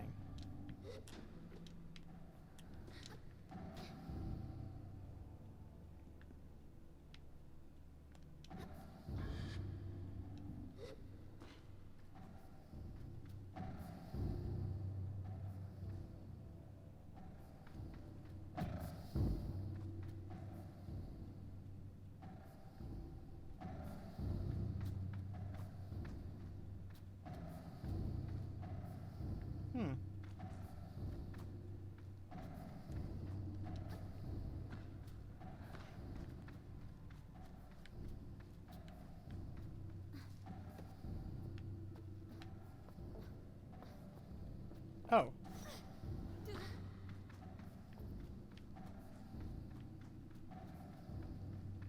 Oh, right.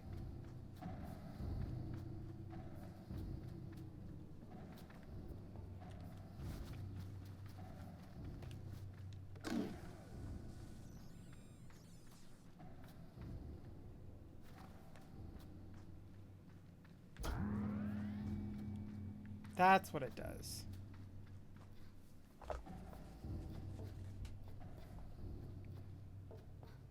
I loved figuring out this puzzle. Actually, it was pain. All right. Give me the pain. I love pain. I love hurt and suffering.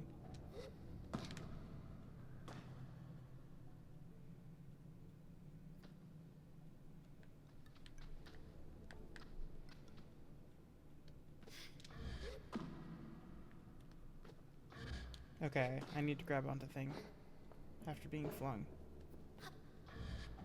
Spaceships are full of launch pads. They have to be. It's OSHA.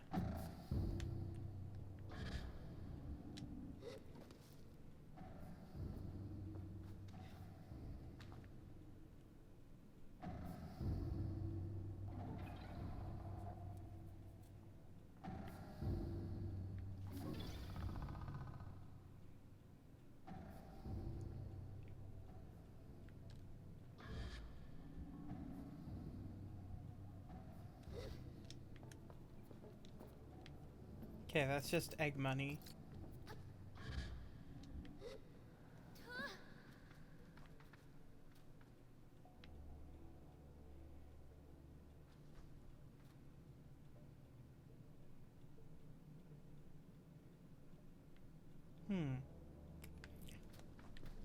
What use does... Where do I want to stop that?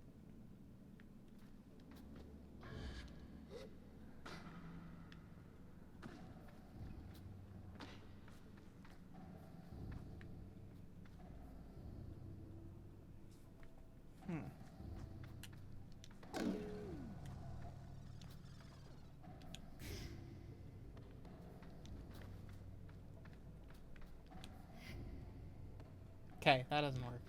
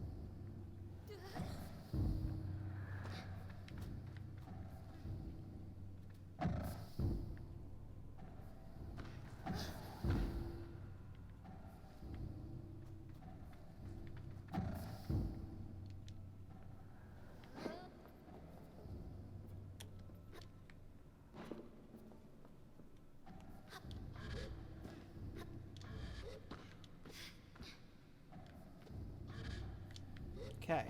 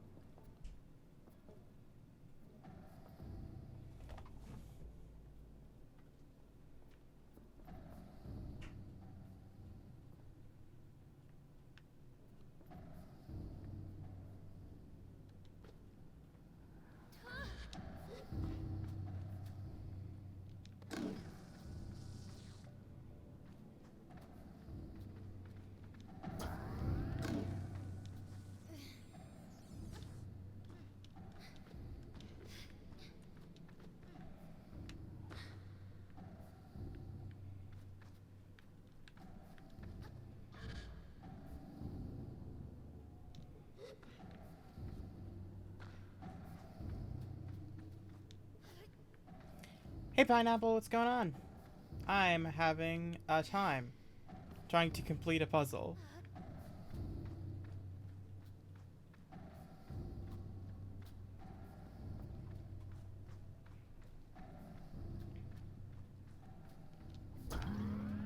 What puzzle game you playing?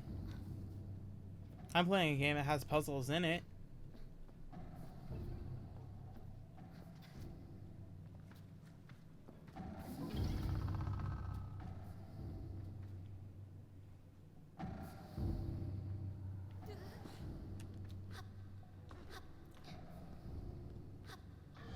Really just the one puzzle so far, but it is getting me. Crosscode, which has both puzzle and action RPG elements. Cool.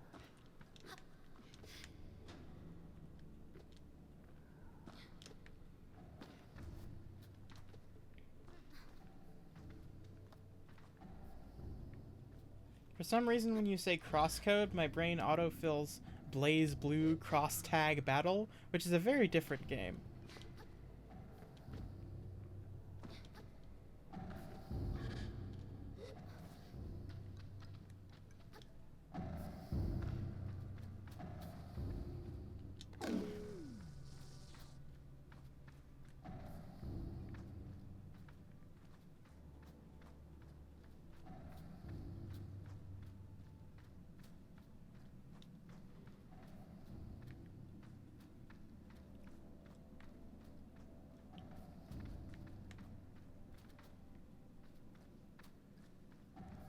Oh, okay, duh.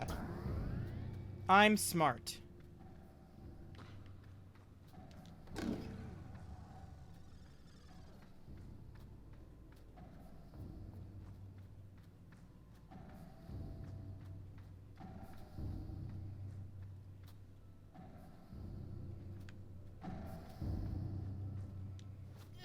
Well, maybe duh. This might be nothing.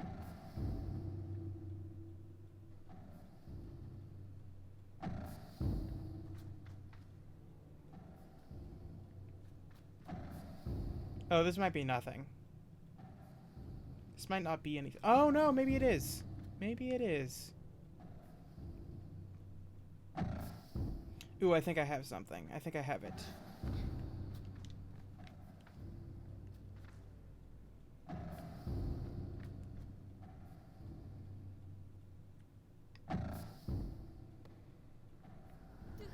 No, come on. What is that?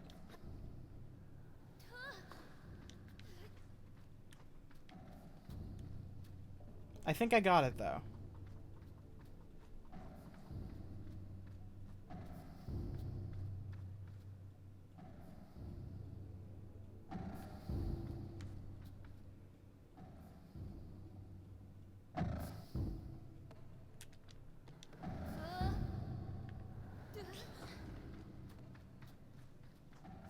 What was that? Lame.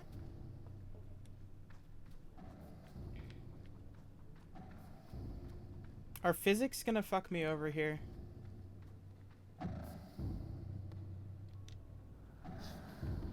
Why?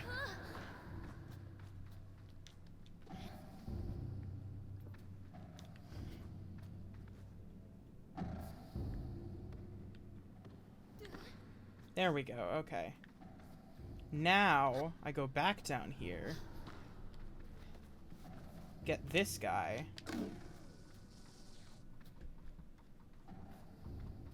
Put him back here. And I'm so genius.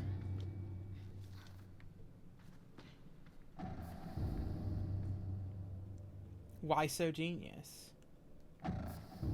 Mozart.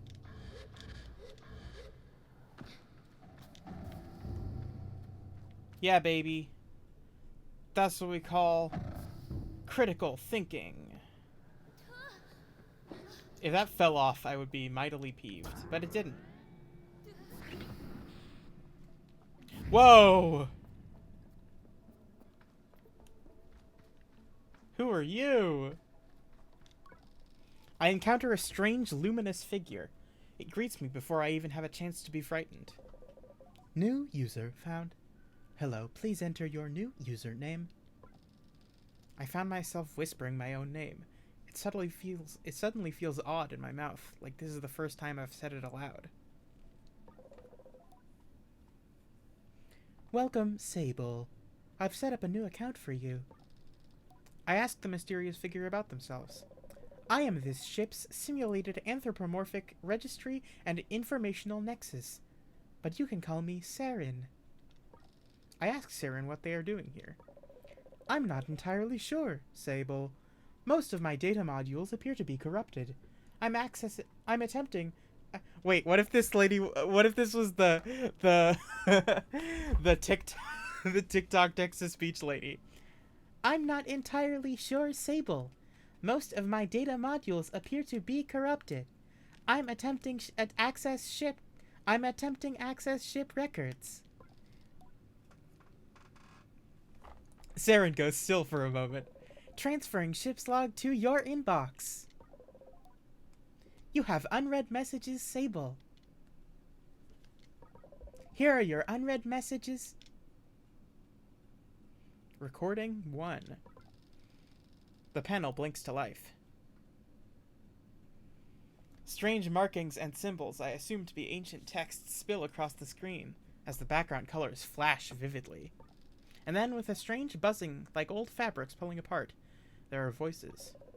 Within long-range sensors, Captain. We're picking up some anomalous readings from the upper atmosphere.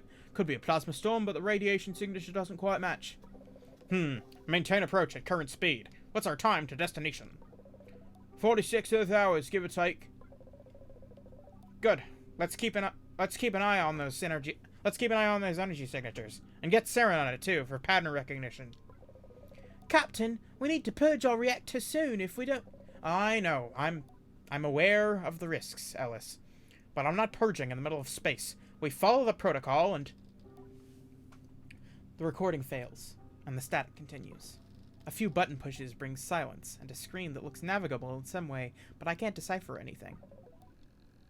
No one read messages. Goodbye.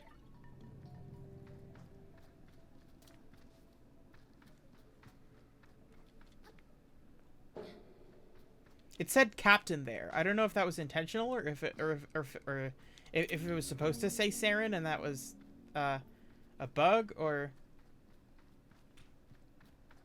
if that was like a thing. A mystery. A funny mystery.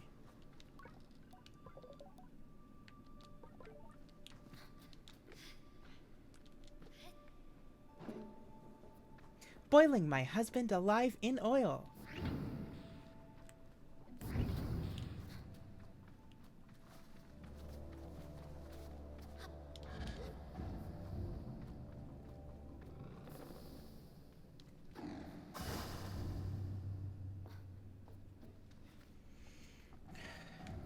That was cool.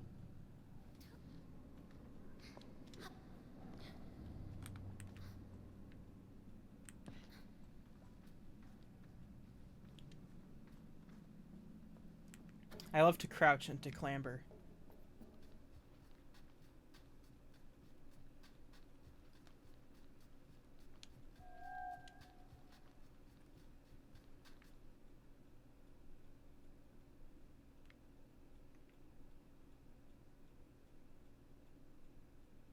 Huh.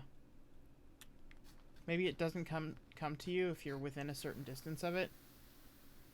I do love that you slide in this game.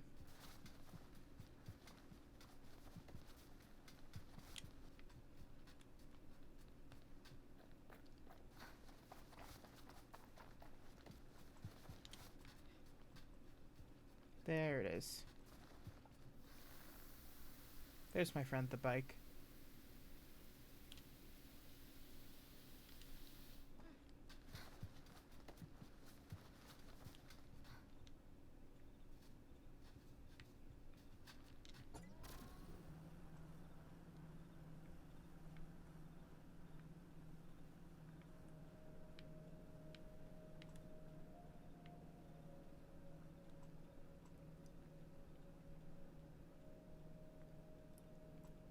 Kick ass.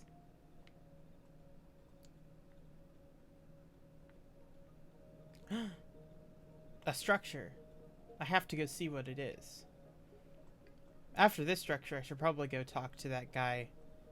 My grandma told me to.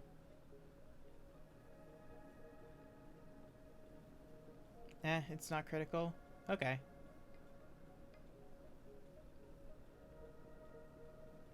Game doesn't really have a main quest. I mean, regardless, I would like to talk to that person. I think it would be cool. The game is having a little trouble running.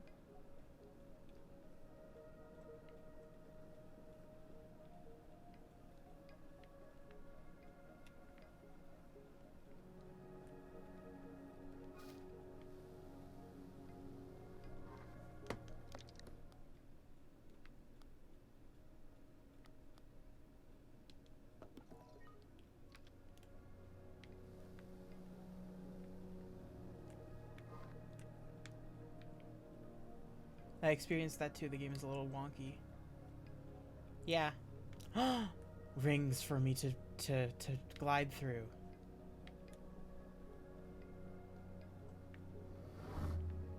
Forgive it due to big size. It is loading a lot of stuff for sure.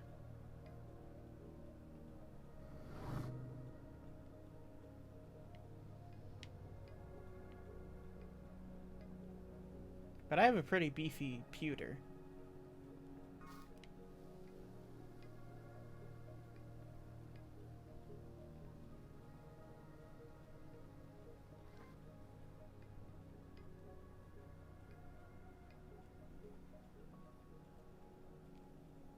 I like these trees.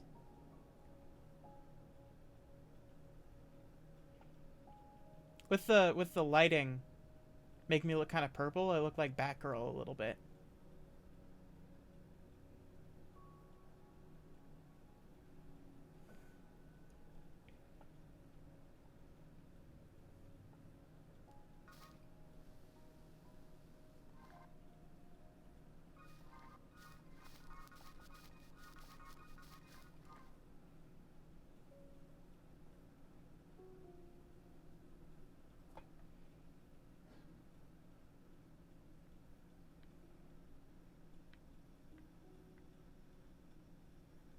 Whee!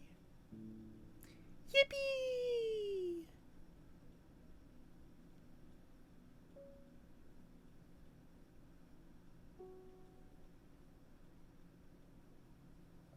I love to crest a dune. Now this is pod racing. Yeah.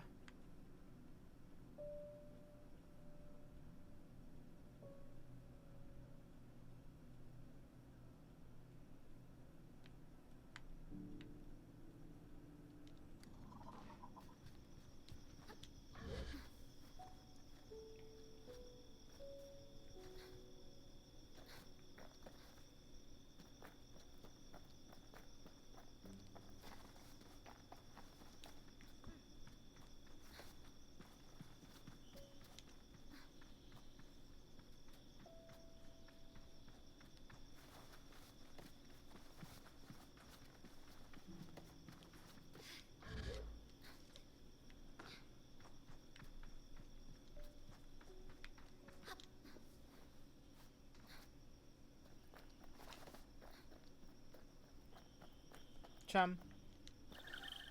Chum egg. Egg.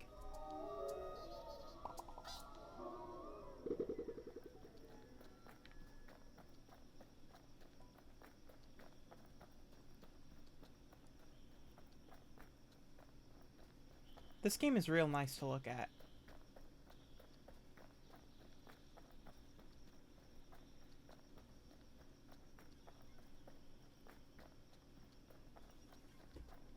Oh, posture check, chat. If you're slunched forward, if you're flanched back, check yourself.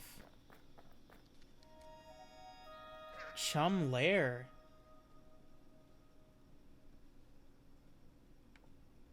What was that?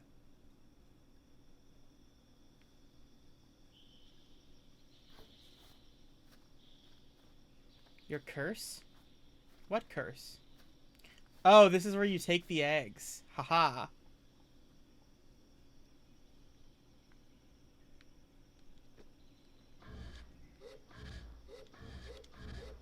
Grub father sounds. Maybe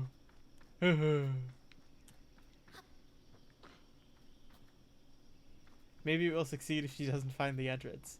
Well, it's succeeding so far.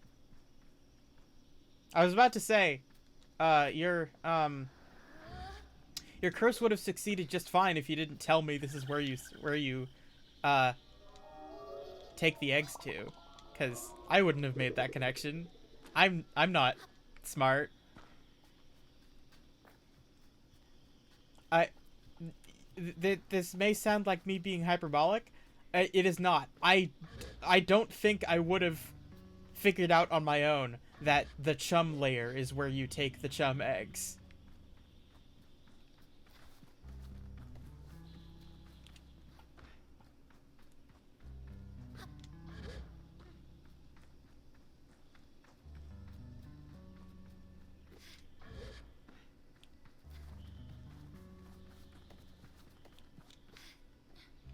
Looks to be on the top of the thing, though.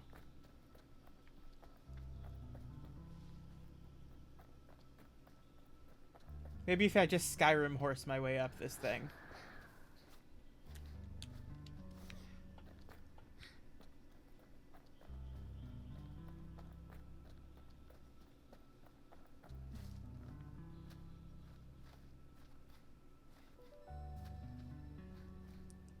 Seems like it worked.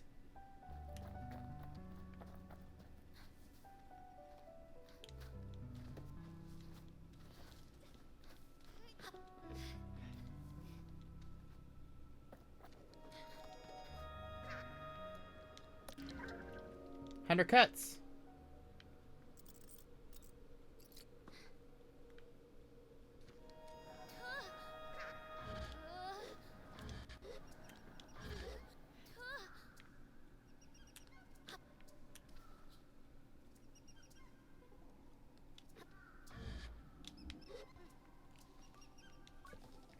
Upon seeing the frankly humongous chum holding up the remains of an ancient stone tower, I nearly jump out of my skin.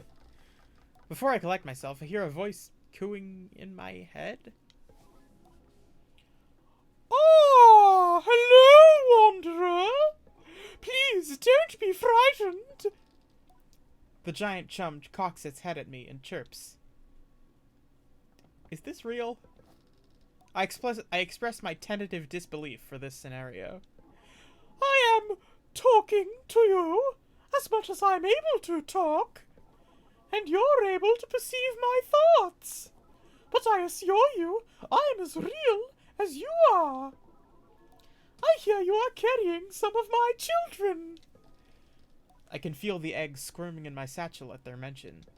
I relax suddenly, comforted by the absurdity of the situation. Your name is old and vast, like the desert. I mouth the syllables as it chirps silently. Sable! How beautiful! I don't have a name as such, but I am the queen of the chums. You may call me Queen Chum, or Chum Queen, as you prefer. I bow my head politely. It's an honor to meet you, Queen. The Queen seems surprised by my formality. Oh my! You're such a proper little human. Well, you being here feels very lucky indeed. Perhaps you could help us. Our eggs are scattered throughout the deserts, but they need to be planted somewhere safe. Bring them here, little one. I will be able to give you something for your favor. My answer comes without hesitation. A big yes. You're a kind little slug, aren't you? I think I'm going to like you, Sable. To start things off, bring me 5 eggs. I have them with me already. You've been busy. So many of us together already. Excellent work, young Sable. The Queen coos at me while her gentle voice resonates in my head. Oh, how fortunate for you to have taken an interest in us. I find myself smiling at this magnanimous compliment. You're a rare specimen in this age.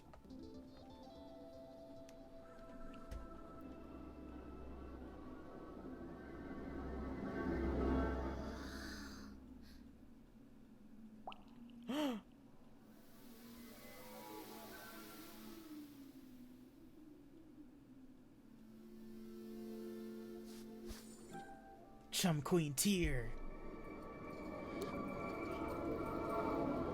Stamina increased, hell yes! Well, now you've gotten me all emotional. Lucky for you, the tears of a chum carry great power. But I suggest you keep that information to yourself. I nod solemnly, sparing her any elaboration on her suggestion. The tear feels like a gift. I feel stronger, more resilient. Bring me 15 eggs next!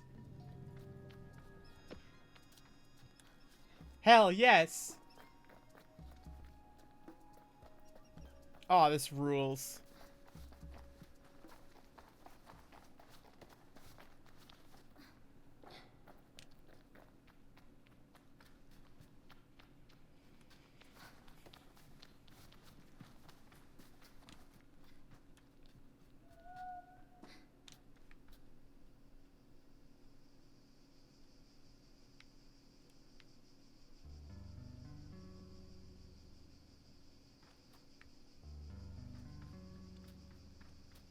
I don't remember where I left my bike.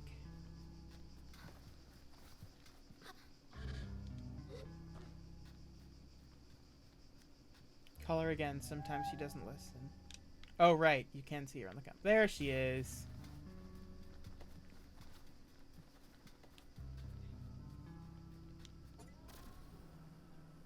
Sorry, where I left Sea Moon. I forgot. My bike has a name and a gender? Well, pronouns at least.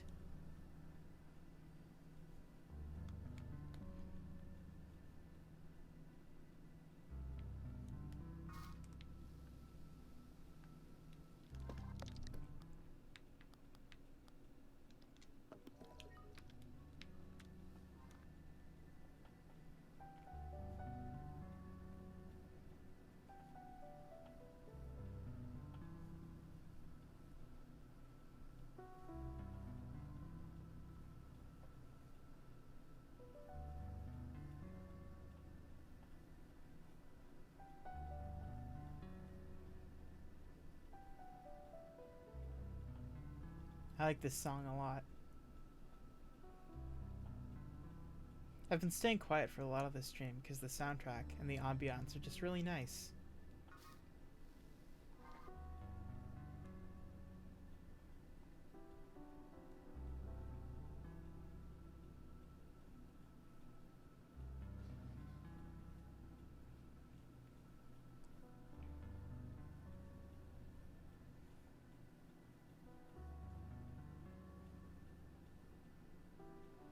That looks like Burnt Oak Station to me.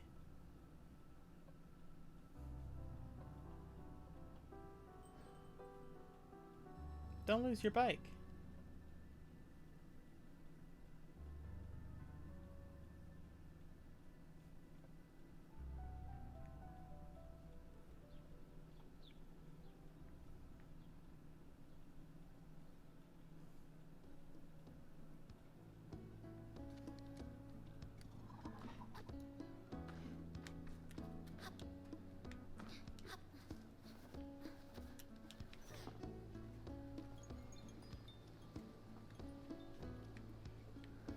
This looks like a place a machinist would hang out.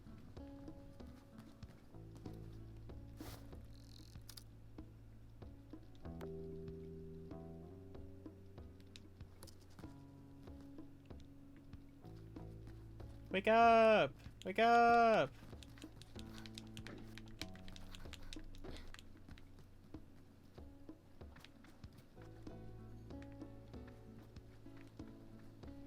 Oh, can I whistle? It is a challenge not to view scrappers through quite a romantic lens. As I looked toward my gliding as a child, I pictured myself as a dust-covered traveler, exploring strange forbidden places and finding strange forgotten things. A treasure hunter of old and arcane objects. And though I'm certain the grind of sifting through sand and dirt for useful tools and things left over can wear anyone down, I cannot help but weave some thread of my fantasy into the reality of the work. Greetings, Glider. Name's Alton. I give a bow and introduce myself as Sable. Find much scrap metal out there, Sable? All the time. Good, good. Alton leans back and looks up at the ceiling thoughtfully. Got a task for you then, if you're up to it. The hesitation in my voice is a product of a gentle intimidation, but I stand up straight and casual enough to seem like I'm up for anything. Alton seems to believe it enough. I need scrap, Sable. Lots of it. And you out there already, doing basically nothing. Alton chuckles to himself. Shouldn't say it like that. Gliding's odd, huh? You have nothing to do, so you have everything to do. Wonder if anyone spent their gliding just lying around. I would die. I tell Alton that I would probably wither away if my gliding were anything so dull, and that my sun-bleached skeleton would be found on a rock, passed away from boredom. He snorts a laugh, and I laugh too. And so he doesn't know about the shrieking half-second I spend in terrified contemplation of my mortalities. Better not mention it!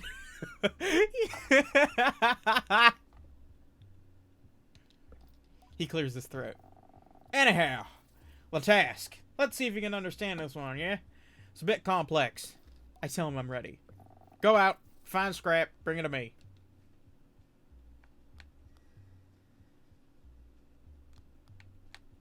How much you need?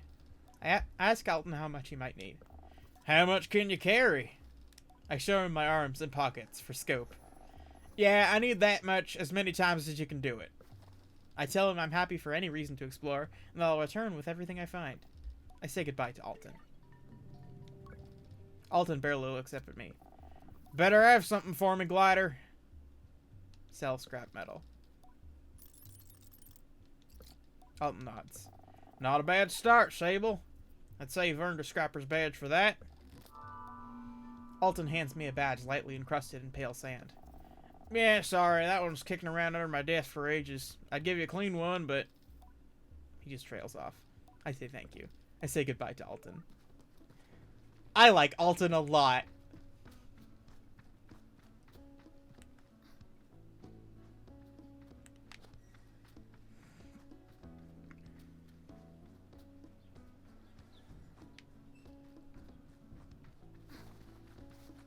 Big fan of Alton.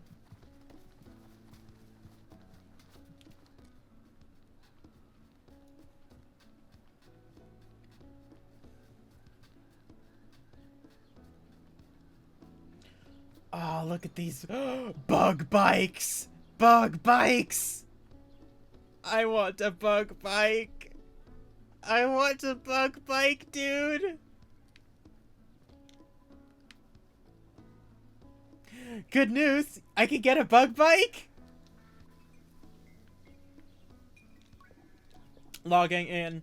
Hello, Sable. Unread messages, 0. Have a good day. Nomadic Merchant Bobby. Glider, welcome. Come feel my wares. Where can I get a merchant's badge? Merchants aren't liable to just give out badges freely. Your best bet there is to head to Ecria. There's a big market in town there, worth trying to Iria's attention if you want to get yourself some merchant's badges. Be careful how you do it, mind. She's not the friendliest customer. See you soon. I would like to trade with you. Smashing! Have a gander at my goods. Beetle bike booster, beetle bike front, beetle bike wings.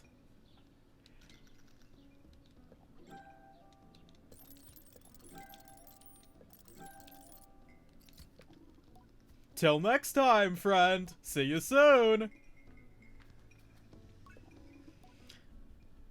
I'm not totally sold on this guy's voice yet. Should he be Choose Goose?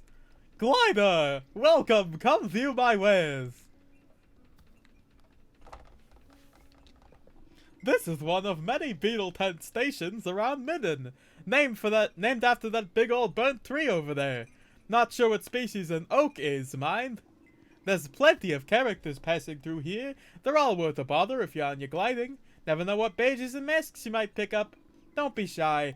Chat to the tent owners, interrogate the machinists, and then the other people you find around.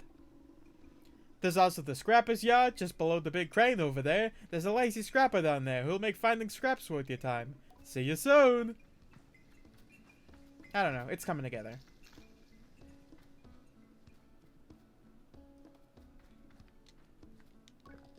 The guard before me stands tall, her posture shaped by duty, uniform weathered by years. Hello there, young glider. Hello there! Oh. Hello there, young The force of her greeting, voice is comforting, warm, and welcoming. Hello there, young glider. I'm nearly startled by the force of her greeting, but her voice is comforting somehow, warm and welcoming. I greet her with the accidental enthusiasm of a traveler finding a friend. She smiles behind the mask, I think. Always nice to meet a fellow adventurer, especially now. How are you faring so far? The world is big, and I feel very small. You say that like it's a bad thing. Isn't it a wonder, the size of it all? That you can spend your whole life wandering and still find more to see? I think about the balled-up fabric and smoothed-out rock that will make my next pillow. And many to come. My neck aches faintly at the thought of how many nights I'll spend this way. It's possible I'm romanticizing it a little. You see, I'm getting ready to leave on my second gliding. She reads the confusion in my silence. Did no one tell me of the second gliding? I suppose it isn't a real second gliding, but it's how I'm thinking about it. A chance to see the world again, and how it's changed. I'm an equine guard, you see. Or, I was an equine guard. As of 3 days ago, I am officially retired. You should have seen the way the others looked at me. There's a laugh in her voice. All of them were so baffled to see me go, telling me how much I'd missed the big city. A few of them even felt sorry for me. Like, what would I do now that my life's purpose is complete? Can you imagine?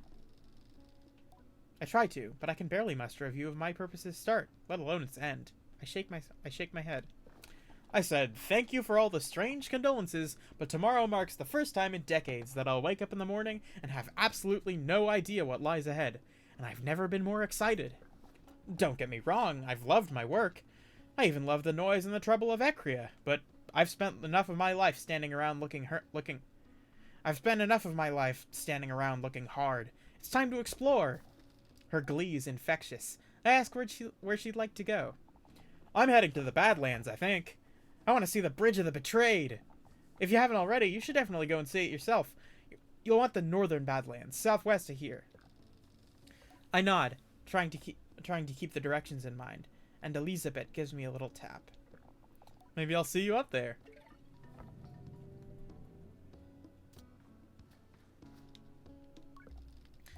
I meet Ifa, the innkeeper of the camp. Oh, bug mask! Bug mask! Bug mask! Bug mask! What can I do for you? Oh, what's Ifa's voice? Ifa. What can I do for you? What can I do for you? Do you have any tasks that need doing? Before I can even finish the question, Ifa shouts, "Larval husks!" I repeat the words back to her as a clarification. Larval husks? She nods. I need some larval husks. They're... how much do you know about beetles? A little bit. Well, not sure if this is part of that little bit, but larval husks are what gets left behind when the beetle larvae grow. Beautiful, really tough casings. If you don't mind, I'll be grateful if you could collect some for me. The type I'm looking for are Hercules beetles. You won't need to go far, but the nest is guarded by the mother beetle. You're gonna have to find a way to get past her. I tell her I'll do my best. Anything else I can help you with?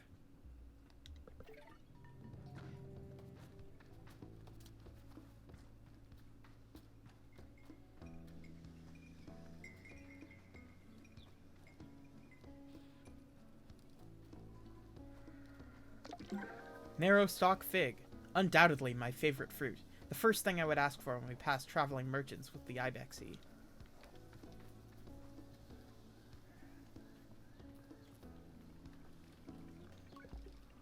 The machinist looks me over. You late. For what? For our meeting one another. You ought to come here sooner. I asked the machinist how they know me. I do not know you. Not yet. Perplexed, I wait for them to explain themselves, but they seem to wait for the same. Briefly, I feel a hint of shame as I remember times I have been late among the Ibexi. Things I have slipped up in doing. But I dismiss my doubts as I recall that I have no idea who this strange machinist is. I ask them. My name is Utari. Of immediate relevance to you is that I am a friend of Cizo. I ask then if Cizo alerted them to my impending arrival. Perhaps she looks out for me and sets waypoints and oases along my gliding. A comforting thought. No, it was your hover bike. I heard it for the first time months ago and felt the shape of its voice. Of her voice, sorry. I tell Utari that it was not Simoon they heard, for Cizo and I only built her a few days hence. They wave their hands at me in a hurried dismissal. Did Cizo teach you so little? The voices of our machines are eternal, more ancient even than their forms. I hear them, as I always have, and yours I thought would revisit me sooner, but here we are. Now let us speak of why you have come. Our needs converge atop the wind tower. Customized bike. Let's have a look, shall we?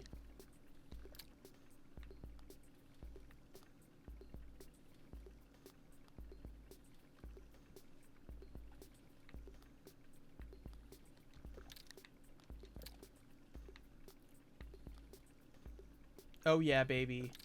Oh yeah, baby.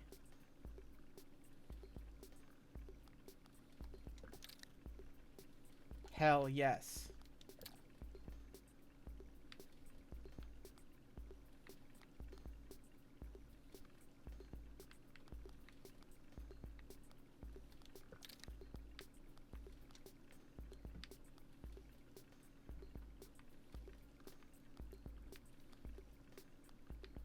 Oh, they change your stats. Ooh.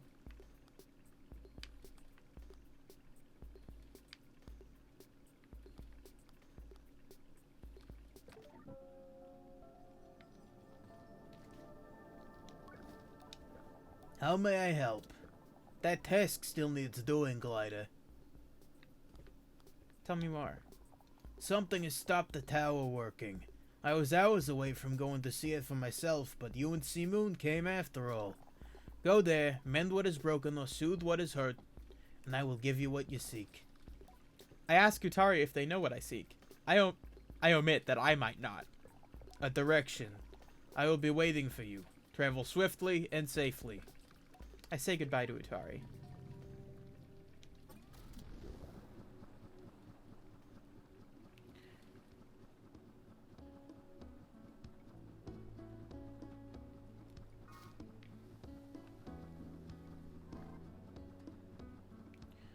Hey! That's a cartographer's balloon over there.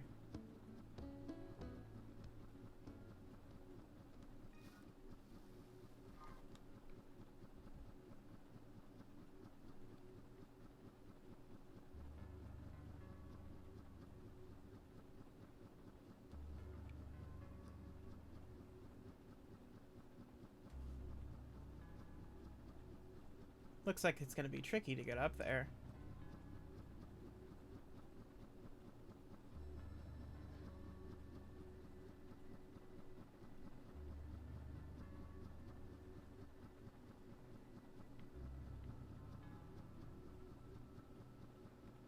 Maybe not that tricky.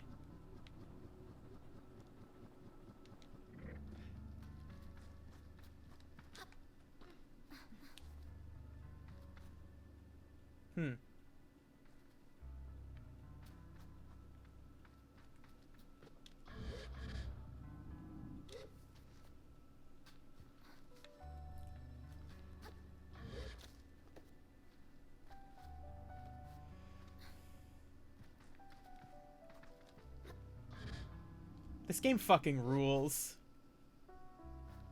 I'm having a very good time.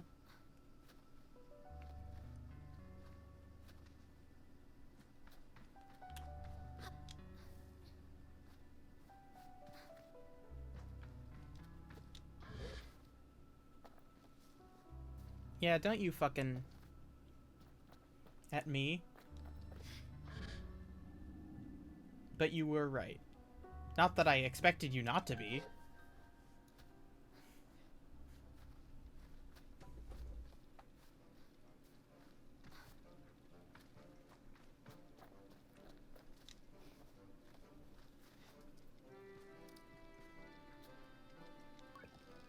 I greet the cartographer shyly, a little cowed by how alone we are up here, and how intimate that sometimes feels despite it being so much a part of my gliding.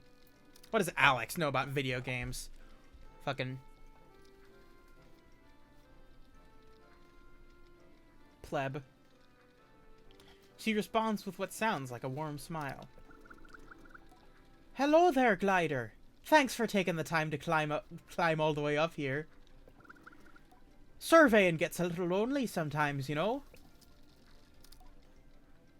I tell her I do, given how lonely I can get on the sand sometimes. I hope Moon doesn't hear. So then, what is it you need? Can I buy a map? Of course! Cartographer's badge.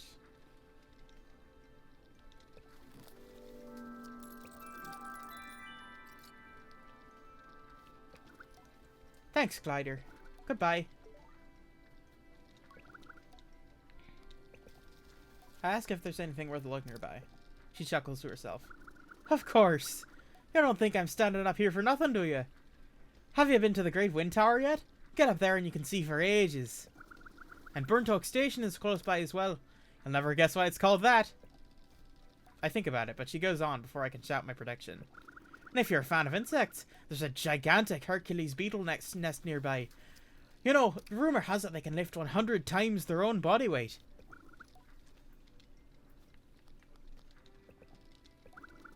Come back whenever you like.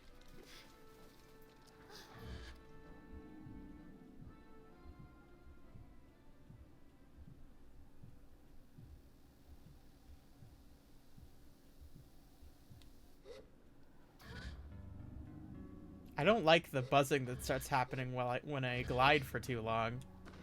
That's ominous.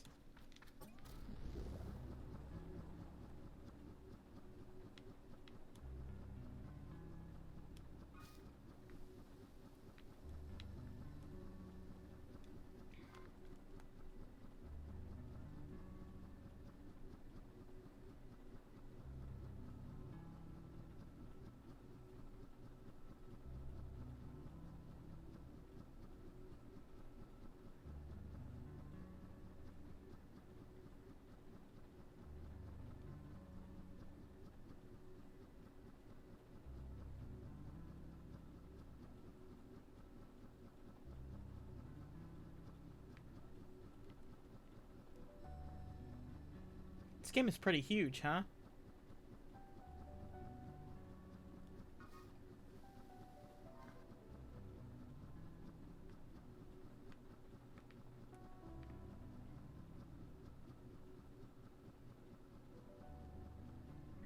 Jump up there.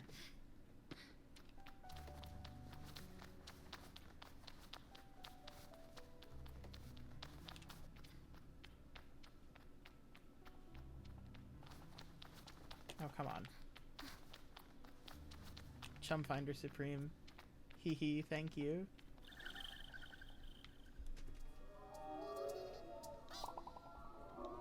I'm so good at looking at these little worms.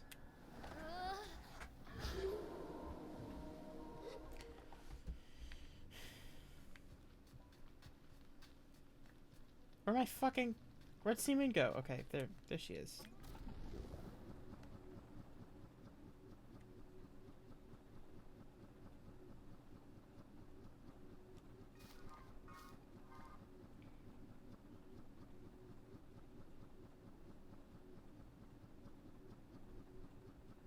Nice flowers. That looks like a wind tower over there.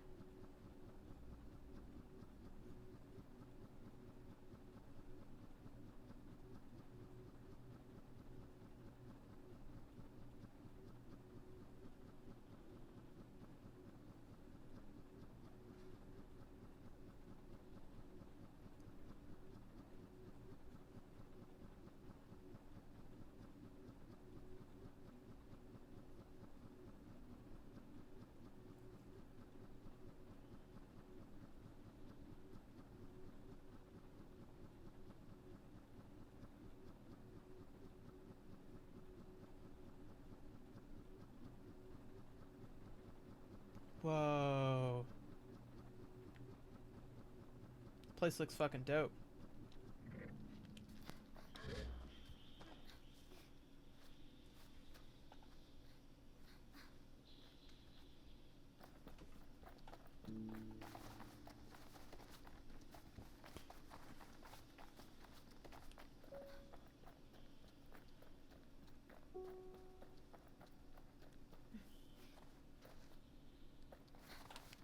Worm.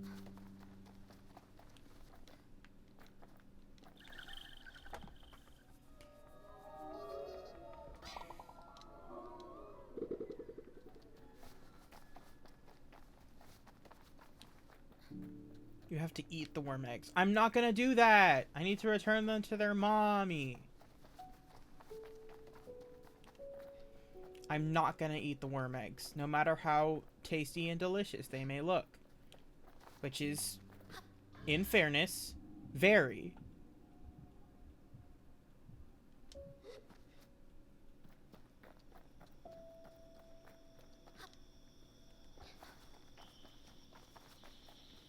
Do I want to crack one of those bad boys into a skillet and fry it up with just some salt and pepper? You know it. Do I want to eat the children of the queen instead of giving them back to her? Yes. Am I going to? Probably not. I don't think the game allows me to. But to be clear, regardless of whether or not I am allowed to, the main reason I'm not eating them is because I have to give them back to the mom. But they do look tasty though. Tabasco would be good on the egg of a worm.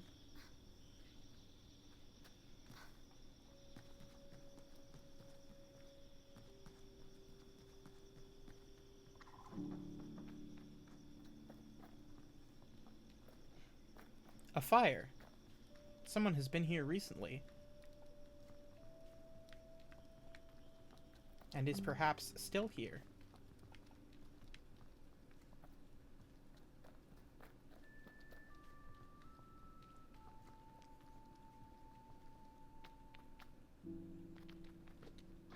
Oh, come on.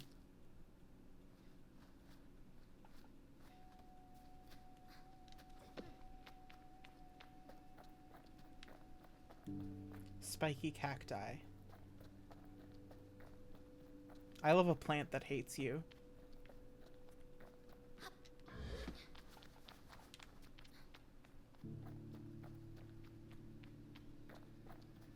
I love it when a plant is your enemy.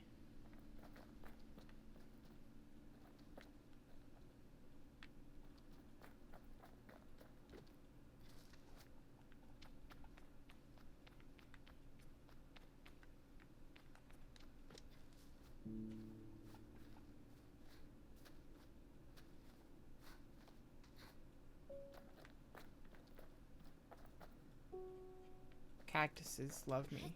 Every cactus I ever met said they considered me a true friend. Dang. Well, I better fucking check my attitude, huh? Maybe I'm the asshole.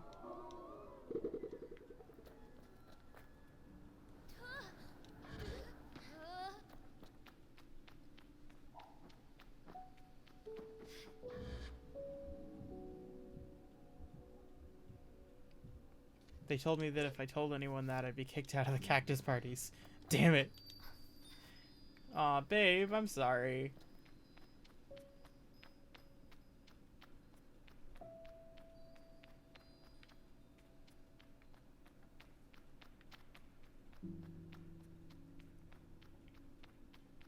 Shouldn't have betrayed the trust of the cactuses.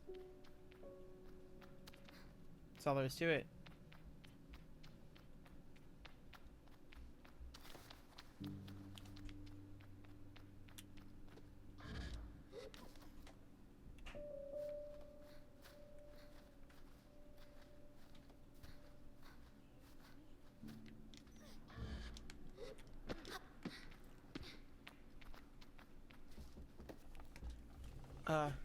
Give me a moment.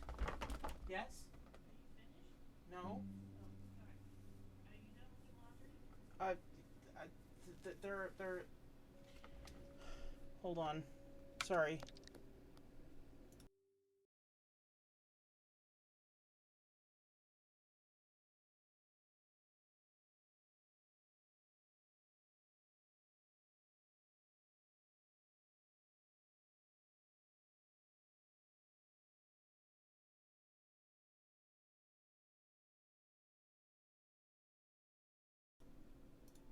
Sorry about that, chat. I'm back.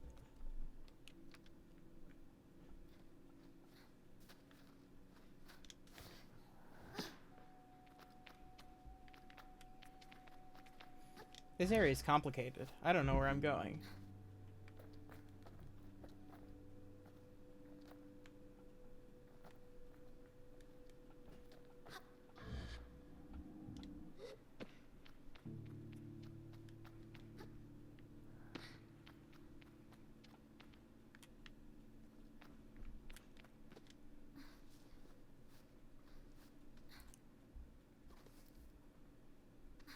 Oh, come on. What is that?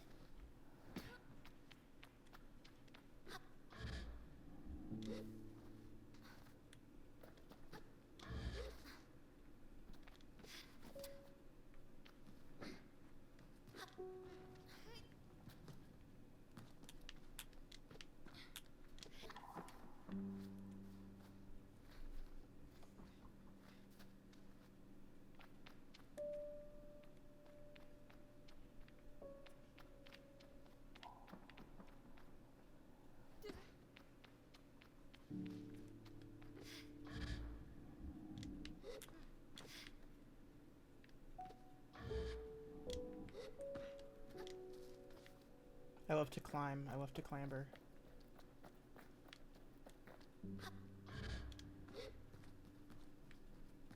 I love to dash. I love to scamper.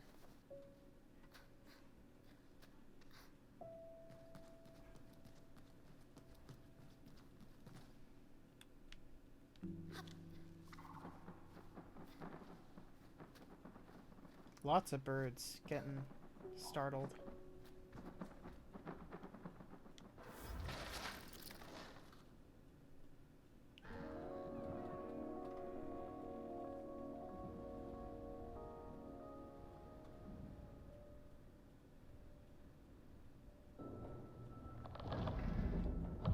Whoa.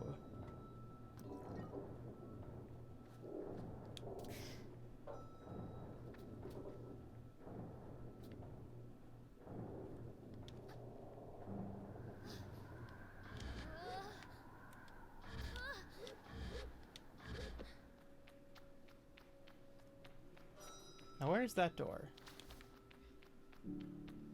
Oh, well there's something over here.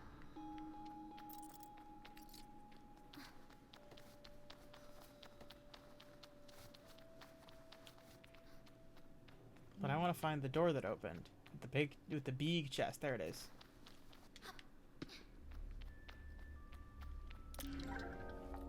Machinist top. A standard uniform worn by machinists in Midden. Machinists will always make sure each set has its own unique modifications for their own particular needs.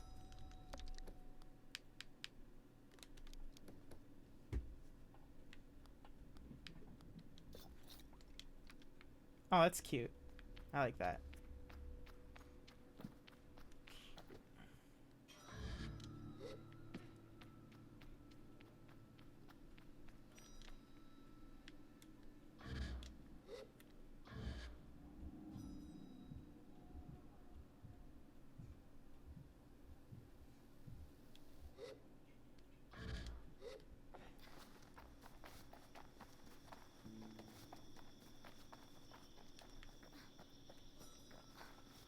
What's chiming?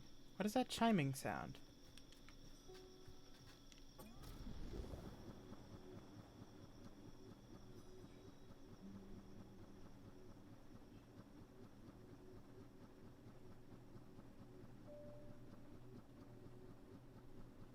Weird.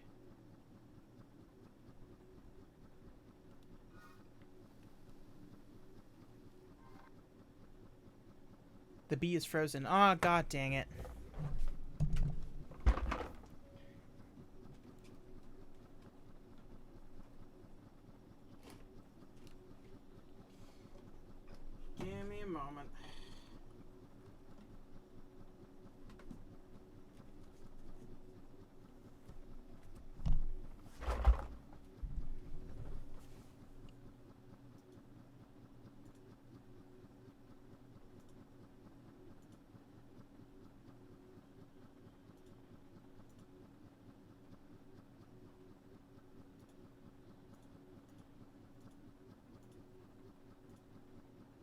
Come on. What's your problem?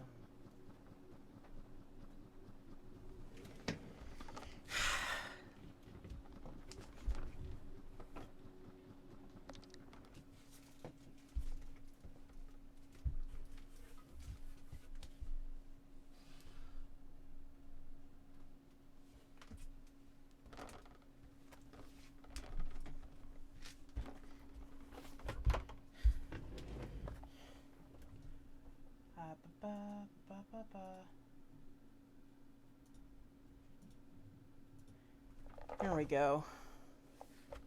Now the green screen's all messed up. Go freaking darn it.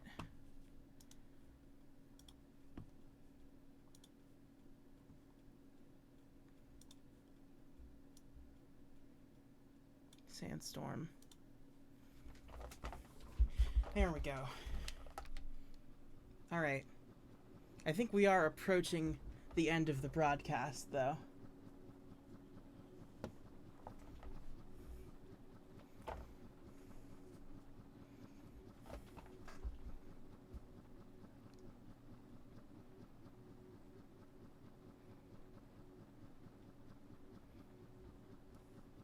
Once we get back to Utari,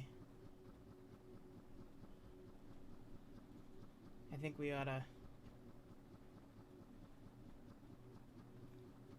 leave it there for the night.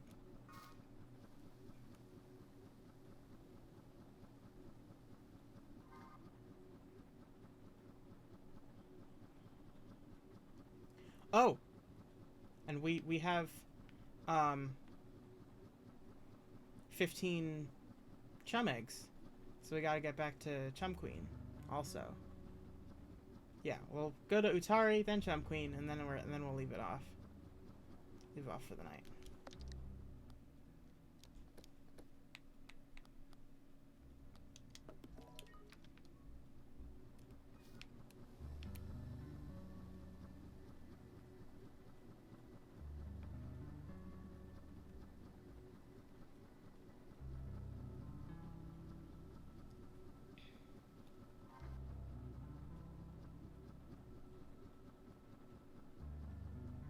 There's something up there.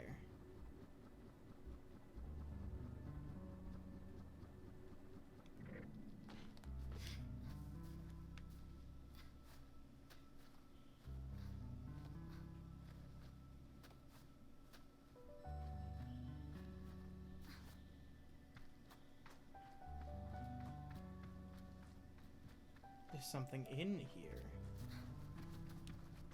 Whoa.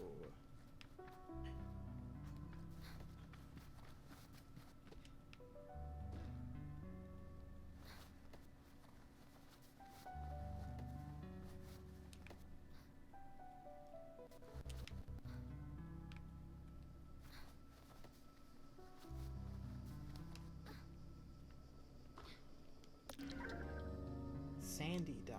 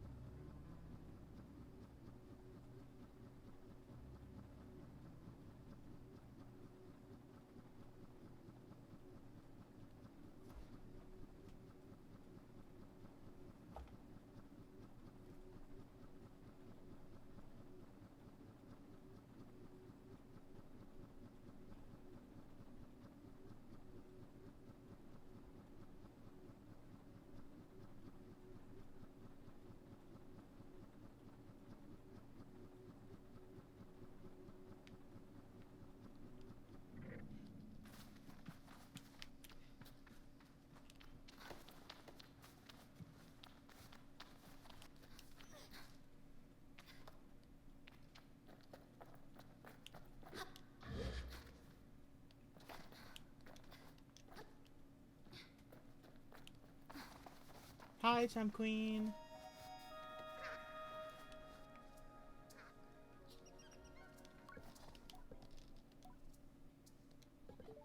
What?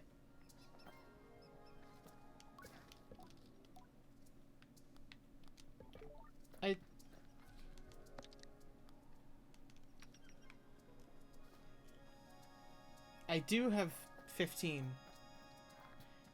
When you give her eggs, it does. Oh, okay. So I need to get to 20. Okay.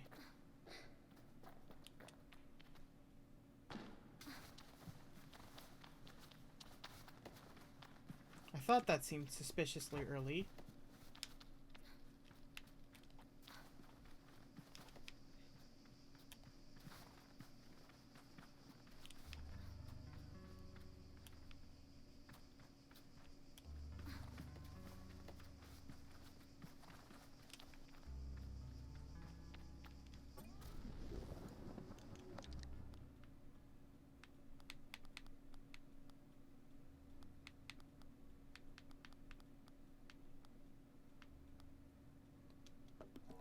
Alright. Let's go talk to Utari.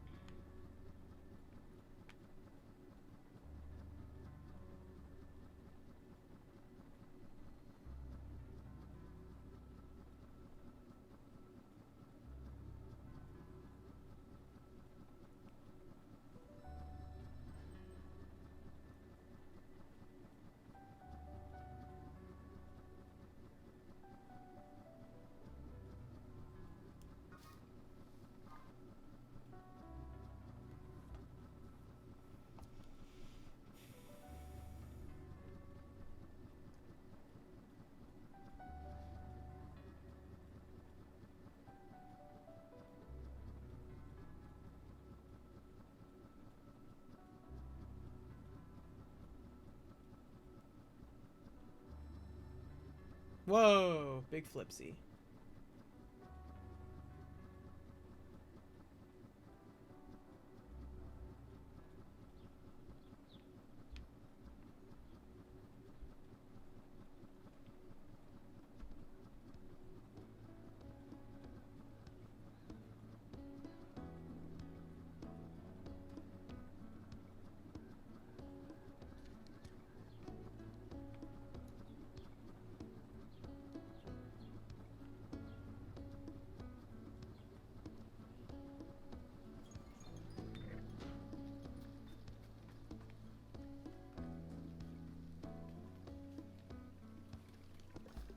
Utari greets me warmly.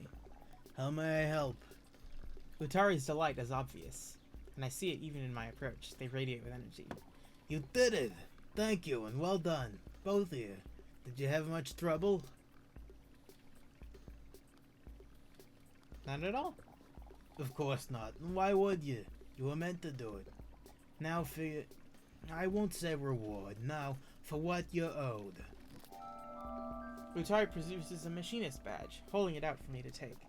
You may have been late in coming, but here you are where you were meant to be. I give you this badge not only in recognition of where you have been and where you've been and what you've done, but one of many possibilities. That you may, if you so choose, become one of us, who speak the unheard language of Simoon and her vast connections. This badge is but one, and you will need to earn more from others who carry them. But if and when you do, the caster will know what you have chosen, and you may wear the mask of the machinist. I thank Utari for it, and tell them I have much to consider. But for just a moment, I hear the faintest ringing in my left ear, distant and deep, like a river below the sands. Listen. Alright. I think that's gonna do it for us for tonight, y'all. This has been a blast. I am kind of in love with this game already. And we're definitely gonna be playing more of it. Oops.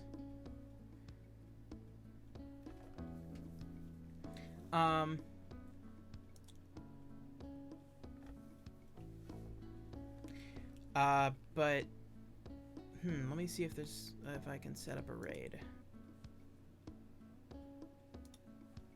We're gonna raid